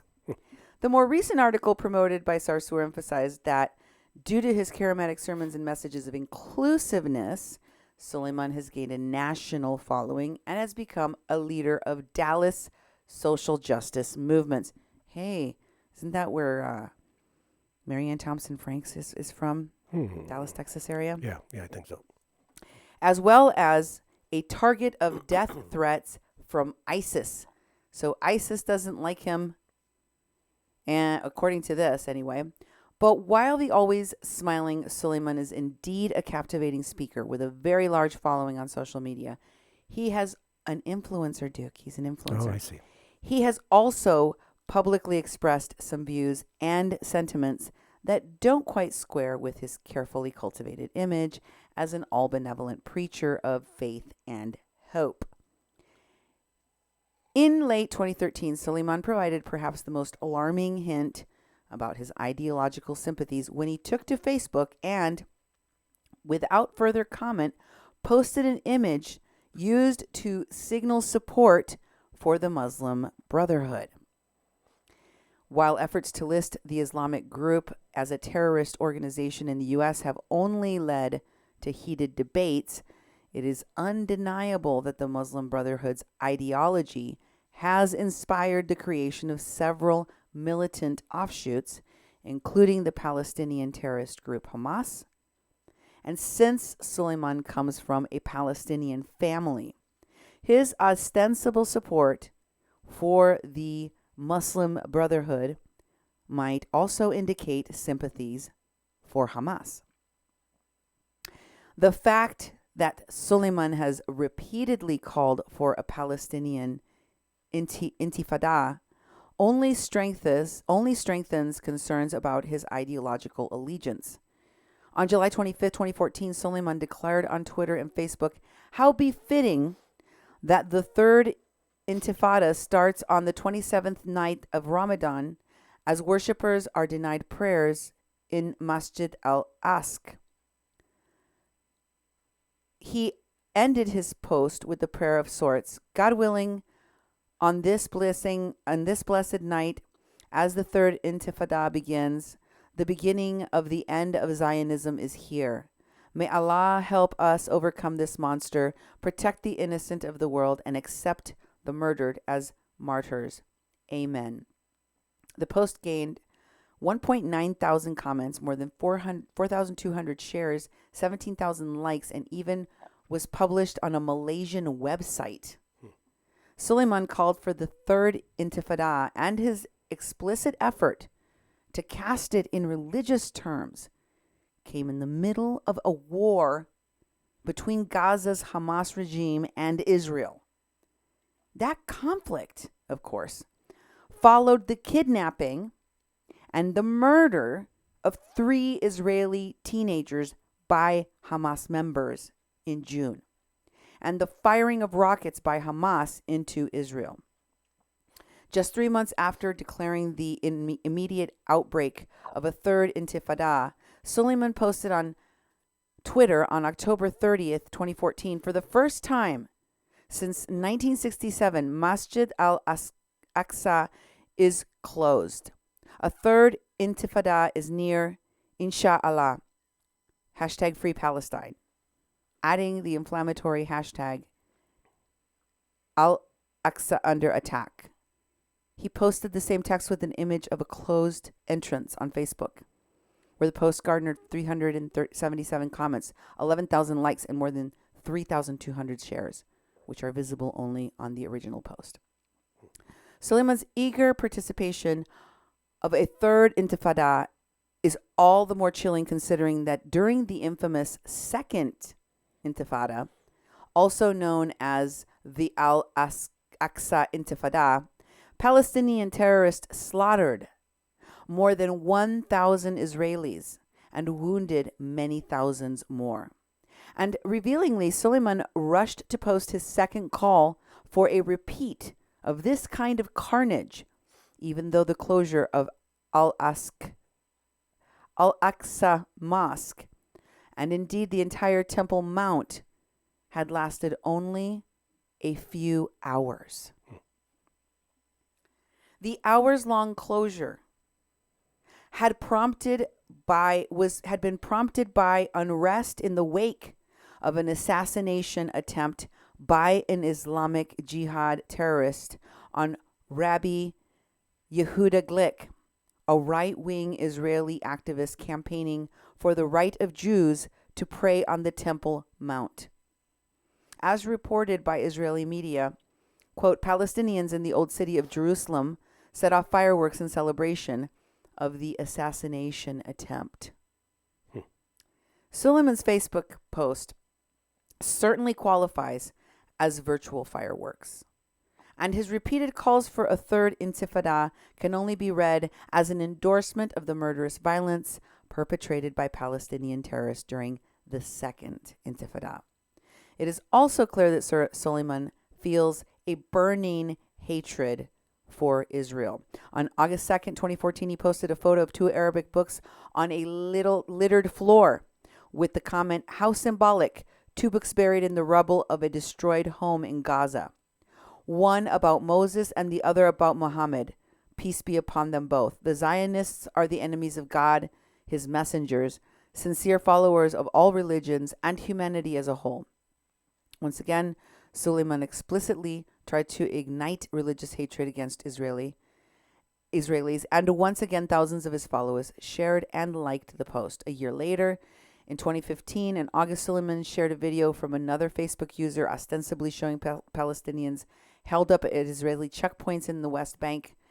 Commenting, Suleiman said, want to know what it's like to live under Nazis? Look no further than how the Palestinians are treated daily by apartheid Israel. Sickening. It's not the first time Suleiman made the anti-Semitic comparison between Israel and Nazi Germany. On August 4, 2014, he shared the claims of a Turkish website that an Israeli official had called for concentration camps in Gaza. Suleiman added, still don't think this is a Holocaust. Moreover, while the writer of this article was unable to find any condemnation of Palestinian terrorism from Suleiman, he had denounced Israel as a terrorist regime. Suleiman provided the perhaps most shocking illustration of his intense hatred for Israel when he commented on a massacre perpetrated by Taliban-affiliated terrorists, including 3 Arabs, in December of 2014 at a school in Pakistan. Hashtag Peshawar war attack, senseless, cold, cruel murder. Reminds me of the IDF's targeting schools in Gaza a few months ago. The Nazi slogan was, the Jews are our misfortune. Suleiman seems to believe that the world's only Jewish state is a great misfortune. I'm not going to read you the rest of it. It's an interesting read. I don't know if, much like other people in the spotlight that have said things that could be misconstrued as anti-Semitic are going to be viewed in the same light as these statements previously made by Suleiman. And what the stance that they have now is, I've talked a lot about the past of Linda Sarsour and what her affiliations are.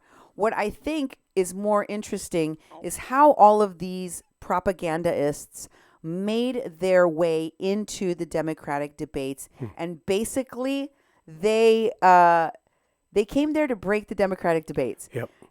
One of the first things that happened was that Linda Sarsour and Tamika Mallory and some of the other people with them went in there yelling "Fire Pompeo" and other slogans. Here's a little clip of that. You'll see Linda at the end. Fire Pantaleo! Fire Pantaleo! Fire Pantaleo!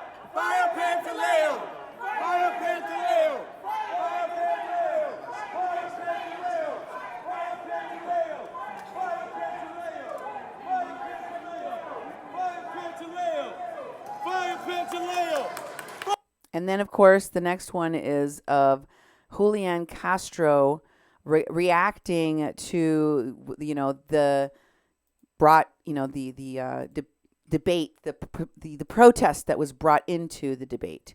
And he had this to say about Pantaleo and his job. Secretary Castro, your response to Governor Inslee? Well, that it's much more than that, because what we see, and this was a good example the other day of the Department of Justice not going after Officer Pantaleo, that, Officer Pantaleo used a chokehold that was prohibited by NYPD. He did that for 7 seconds, 11 different times. Eric Garner said that he couldn't breathe. He knew what he was doing, that he was killing Eric Garner, and yet he has not been brought to justice. That police officer should be off the street. Mayor de Blasio?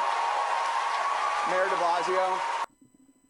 So, when you talked about how effective these activists were, I believe, I'm not saying that, Julio Castro had, paid Linda Sarsour or had these activists come in and ask or say these specific things, but they present a moment for those wanting to capitalize on that heckling to make their own political points, and they did.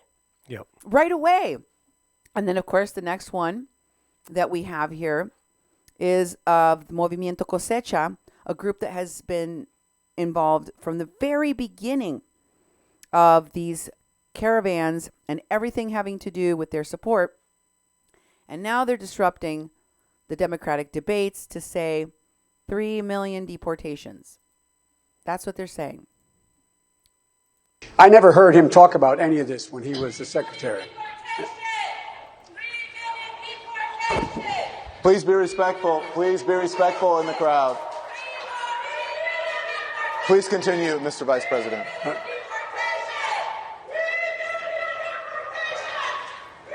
The fact is, I don't know if you can hear, I can hear, but anyway. We can hear fine, Mr. Vice President. Please continue if you will. The fact is. Okay. The fact is, everybody's been attacking Joe. Yeah. And there's a reason for it. I think whether or not people want to admit it, right now, what's going on in the Democratic Party in terms of candidates is like a clown show, Mm-hmm. It's like a ridiculous amount of candidates. Can't they consolidate and pick someone that they all agree upon has a good chance instead of dividing the playing field so much? And oh my God, why is everyone attacking the front runner, the most moderate? Even, Kamala Harris on the last debate, she took a run at Joe, and he was like, but yeah, that's all, folks. You didn't have nothing more to give. Mm-hmm. And they were just going hard at him again. This Intercept article I'm going to share with you breaks it down, and it basically calls out the fact that the protesters targeted Joe Biden. Right? That's who they were coming for.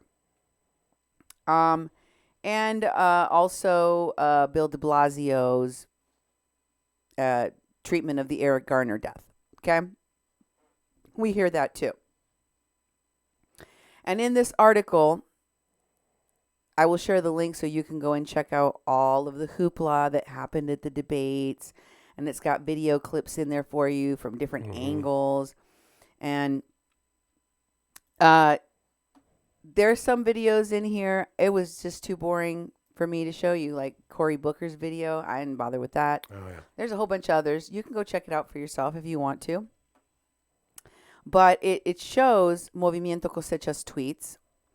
And then Latino Rebels posted a video of one of the actions against Joe Biden where he was attacked again. Here is Biden's response video of what he had to say with regard to deportations. Tell us how you think he did in his response here. I don't hear an answer from the vice president. I'm confused. I asked the vice president point blank, did he use his power to stop those deportations? He went right around the question. Mr. Vice President, you want to be president of the United States. You need to be able to answer the tough questions. I guarantee you, if you're debating Donald Trump, he's not going to let you off the hook. So did you say those deportations were a good idea? Or did you go to the president and say, this is a mistake, we shouldn't do it? Which one? I was vice president. I am not the president. I keep my recommendation in private. Unlike you, I expect you would go ahead and say whatever was said privately with him. That's not what I do. What I do say to you is he moved to fundamentally change the system. That's what he did. That's what he did. But much more has to be done. I don't know about that. I don't know if he fundamentally changes it. I guess I would have to take Biden's word on that since he was the vice president at the time. I don't know that much about the inner workings of how he thinks Obama changed the immigration system. Quite frankly, I don't know whether or not he means change the way I mean change. So, for the better. But the point is, it didn't come off very good. He didn't look like he nailed that answer when he responded to it. And it sounded weak to me. He sounded weak to me.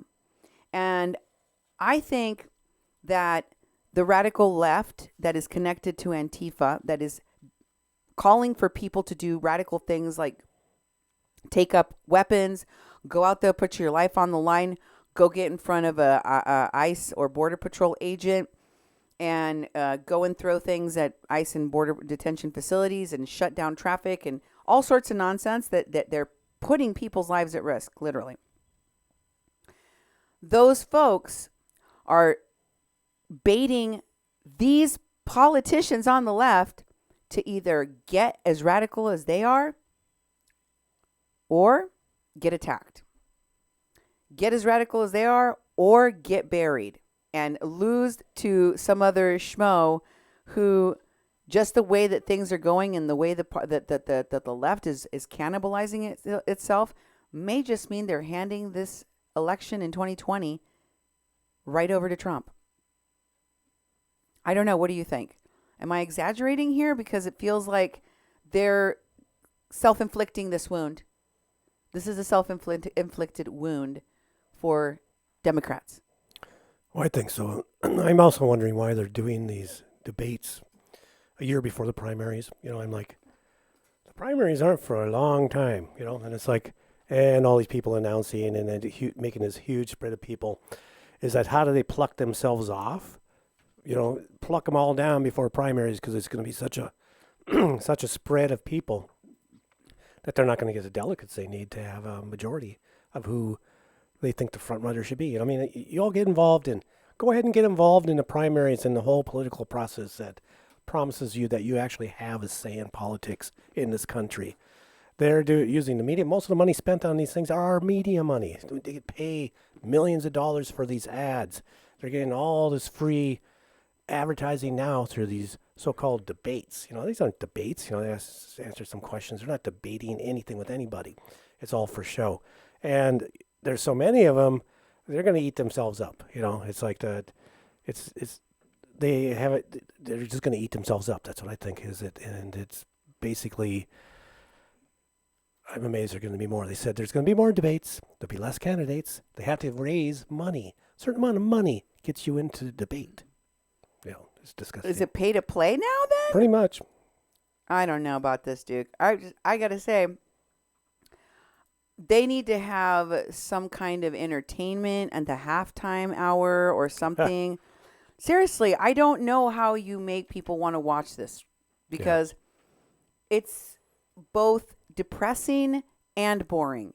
And it's depressing in that when you see someone with such a poor strategy, and I'm talking about every single candidate in the whole party, you just got to wonder, are they throwing the fight?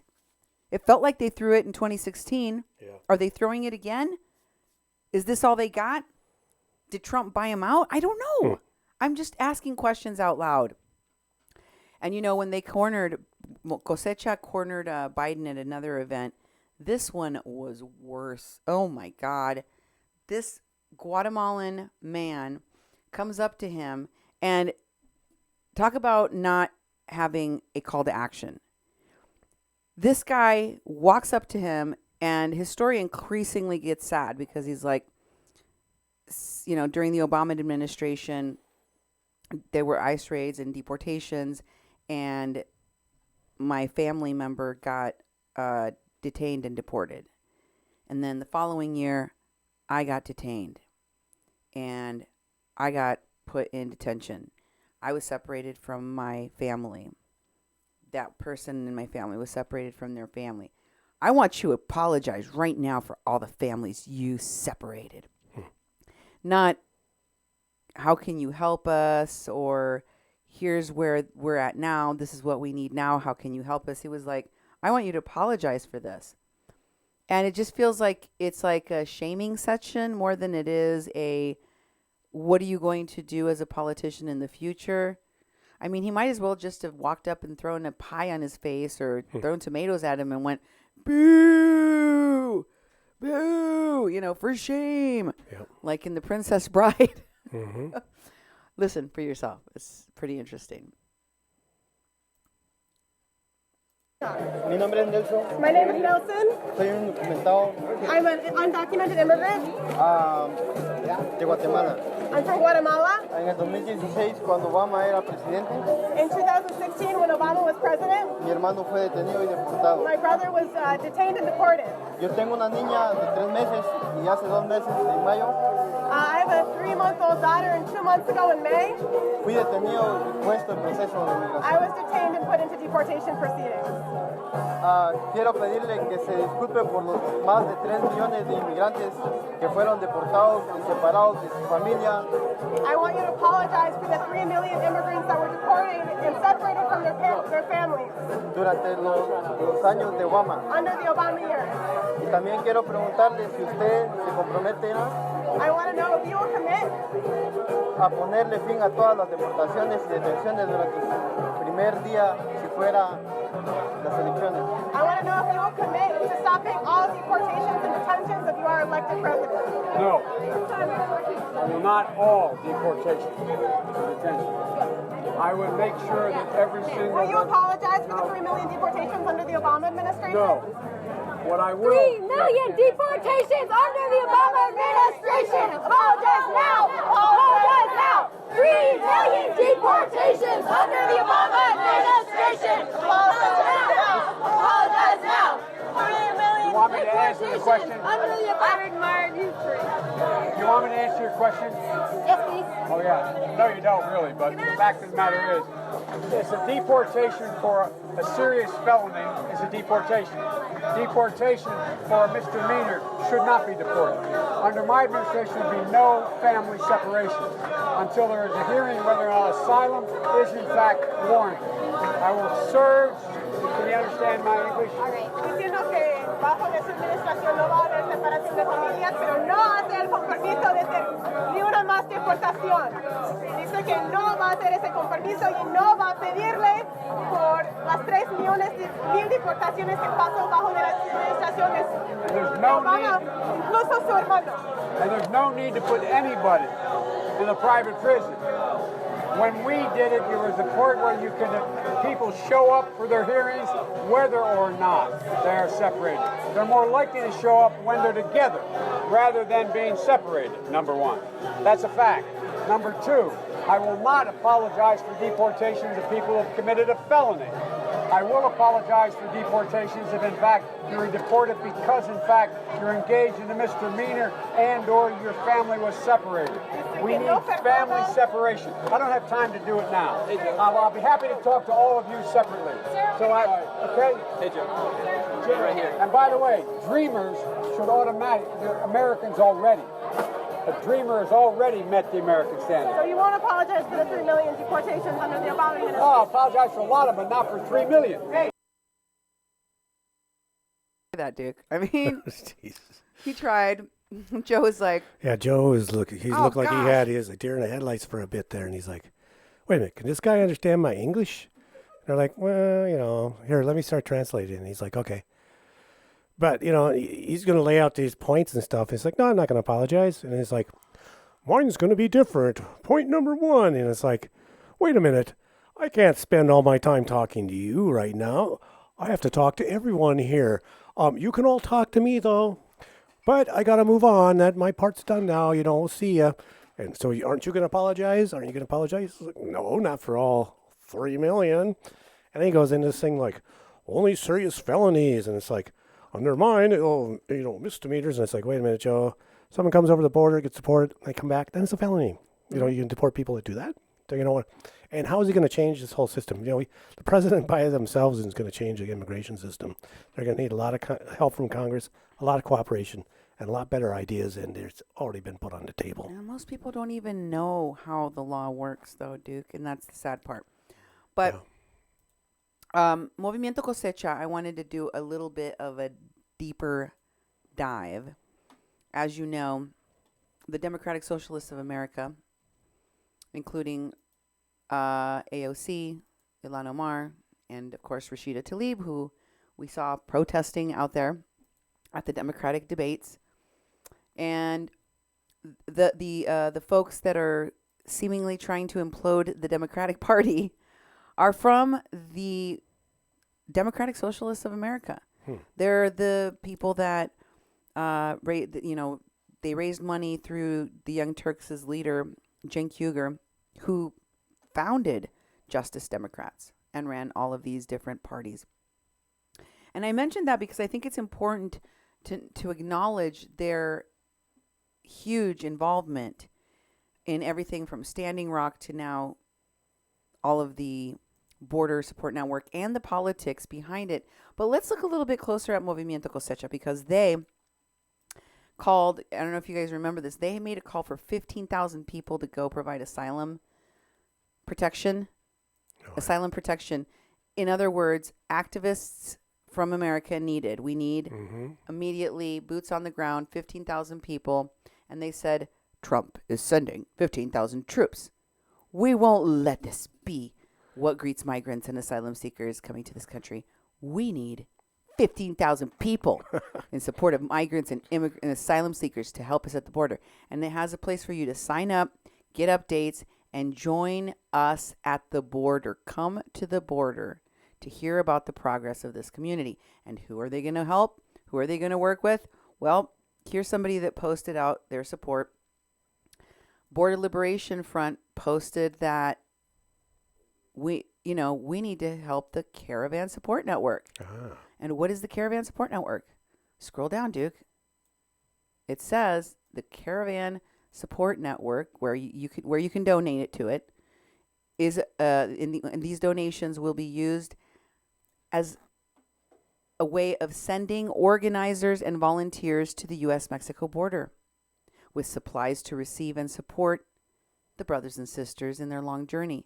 Movimiento Cosecha urges our sisters and brothers in the Central American caravan that have been resisting the violence they face in their country and have arrived to, I don't know what else it said, but this was posted by Movimiento Cosecha, and what it is a fundraiser for the Caravan Support Network. The Caravan Support Network? You mean, is that the same thing that turned into the Border Support Network now? Yep. Well, let's see. Here, Movimiento Cosecha also talks about how they participated in a hunger strike. Remember that? Mm-hmm. Immigrant leaders from Movimiento Cosecha and asylum seekers from Central American Exodus are on a hunger strike outside of the port of entry Garita Chaparral to protest the Mexican police blocking their path. Oh, yeah. Right? Mm-hmm. And their Assistant Director, Sandy Carrillo, and Commissioner of the Office of the U.S. Customs and Border Protection, Kevin McAleenan, are cited in this article, blog post, whatever it is. Mm-hmm. Guess who else posted about them? Tristan Call, the guy that stopped ICE from taking those people in Tennessee from their vehicle. Okay. And he's posting about Movimientos Cosecha's political positions. Legalize all undocumented immigrants immediately, shut down all detention facilities, put a moratorium on deportation. It's like the first day plan for presidents, you know? Yeah. On the first day, I'm going to do this and do that. We've seen this post before. Mm-hmm. But this was him posting about that and what his additional requests and requirements would be. But he was sharing Movimiento Cosecha. Mm-hmm. And Mohammed Al-Nakib also shared Movimiento Cosecha, saying that as of that moment, he was reporting news being sent out by Movimiento Cosecha about the young girl.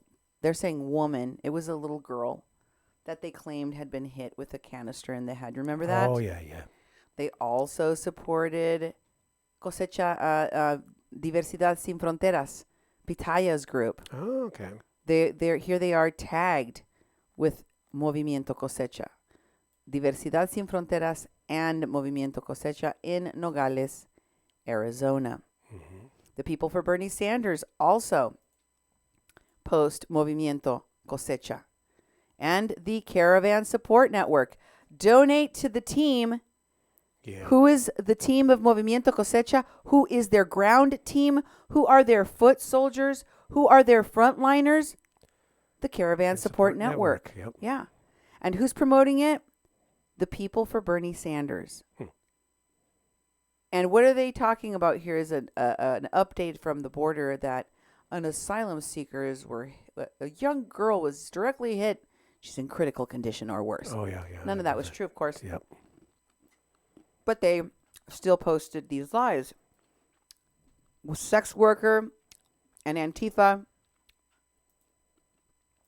administrator of the Border Support Network, along with Evan Duke, Lilith Sinclair, her real name is Kiara Horsley, posted about Movimiento Cosecha on the conditions of the young girl they claim. They all spread this lie around. Mm-hmm. At least Lilith said, reports of the little girl that died are unconfirmed because everyone was saying she was already dead. Mm-hmm. There wasn't even a serious injury. Not a single one. Nobody had to be hospitalized. And who, just to confirm, is the Border Support Network? It's Evan K. Duke III. And the people he works with, he is the Antifa anarchist, calls for guns, calls for violence. This guy. And he says, in number 2, he says support for the Border Support Network on number 1 is for lifting up groups like Bertie Gutierrez and Bridges of Love Across Border. So we'll be the one telling you who to send your donations to besides us, of course. Yeah. Number 2 is they're going to be on the border establishing this camp and partnering with their indigenous allies, veterans, water protectors from Standing Rock, and organizers. And then, of course, number 3 is they're in an organization of a partnership with the group Movimiento Cosecha, as theirs and our intentions fall closely in line for more mobilization to the border. Yeah. So this is what they're doing. They're working together. Antifa and the people that are organizing at political debates that are now swaying the conversation of our Democratic candidates. The Antifa-led propaganda is what is driving the conversation. Let me just share with you this article from Unclean Misguided. Antifa plans a border siege in El Paso. This tweet by Andy No says that beginning September 1st, Antifa plans to hold a 10-day siege at the border. They called it their border resistance tour. Remember, I showed you that first poster that Andy No links to in his tweet? It says that they're going to have these several groups, including Hecate Society, Food Not Walls, No More Deaths, Tornillo the Occupation, and Contra Viento y Marea Dinery Restaurant. Remember? Yep. That's the same poster. Andy No is saying this is an Antifa-led border resistance. And the image shows border enforcement officers being killed and government property firebombed. Organizers asking for white comrades to pay for others. That's what's going on at this event, folks. And Andy No should know because he was beaten brutally and left with a brain hemorrhage by these Antifa terrorists. But meanwhile, in the Border Support Network, their indigenous leader from Standing Rock, Ladonna Allard, La Otra Llorona, the other crier that begs for money and asks people to come and do her bidding, and Vanessa Dundon, another one of those propagandaists, one of those people selling you a line. They want you to think of these folks differently. And she starts out by posting, I want to send this out to all the protectors out there. We are faced with propaganda every day as to who we are from mainstream media and the press. No, it isn't the people that are reporting on what you do that are telling you who you are. It is your very own activists, the people that post in this very room, in this Border Support Network, that tell us what they're into and what they're about and what they're like. She says, 1, the propaganda. These protesters need to get jobs. In fact, most of these people standing up have jobs. They are doctors, lawyers, professional people, actors. The only part she said so far, I believe, is the actors and actresses. Actors, yeah. Musicians, algunos not that very good, though.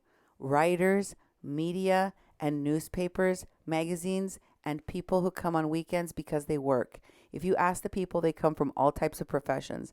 Many people take their vacations to stand for change. Yeah, but a lot of them also are professional activists that drive around in their car for years and years. Number 2, the protesters. I have seen mostly protectors of these movements where they are protecting with prayer, song, and dance. Not these Antifa people. They beat people. They want to cause confrontations. I mean, this is just, I'm not even going to finish reading it, but I wanted to show you the contrast in what they're doing, how they are taking over boldly, unabashedly, even at the Democratic debates, and how they are leading the conversation. It is Antifa, and I think it's going to be to the political suicide of the left as we know it. Thanks for being with me here on A Mexican Crossing Lines with your hosts, Cindy Gomez-Schempp and Duke Gomez-Schempp. here on 88.1 FM KPPPLP Fargo, Moorhead, where we are adding local color to your airwaves. Good night.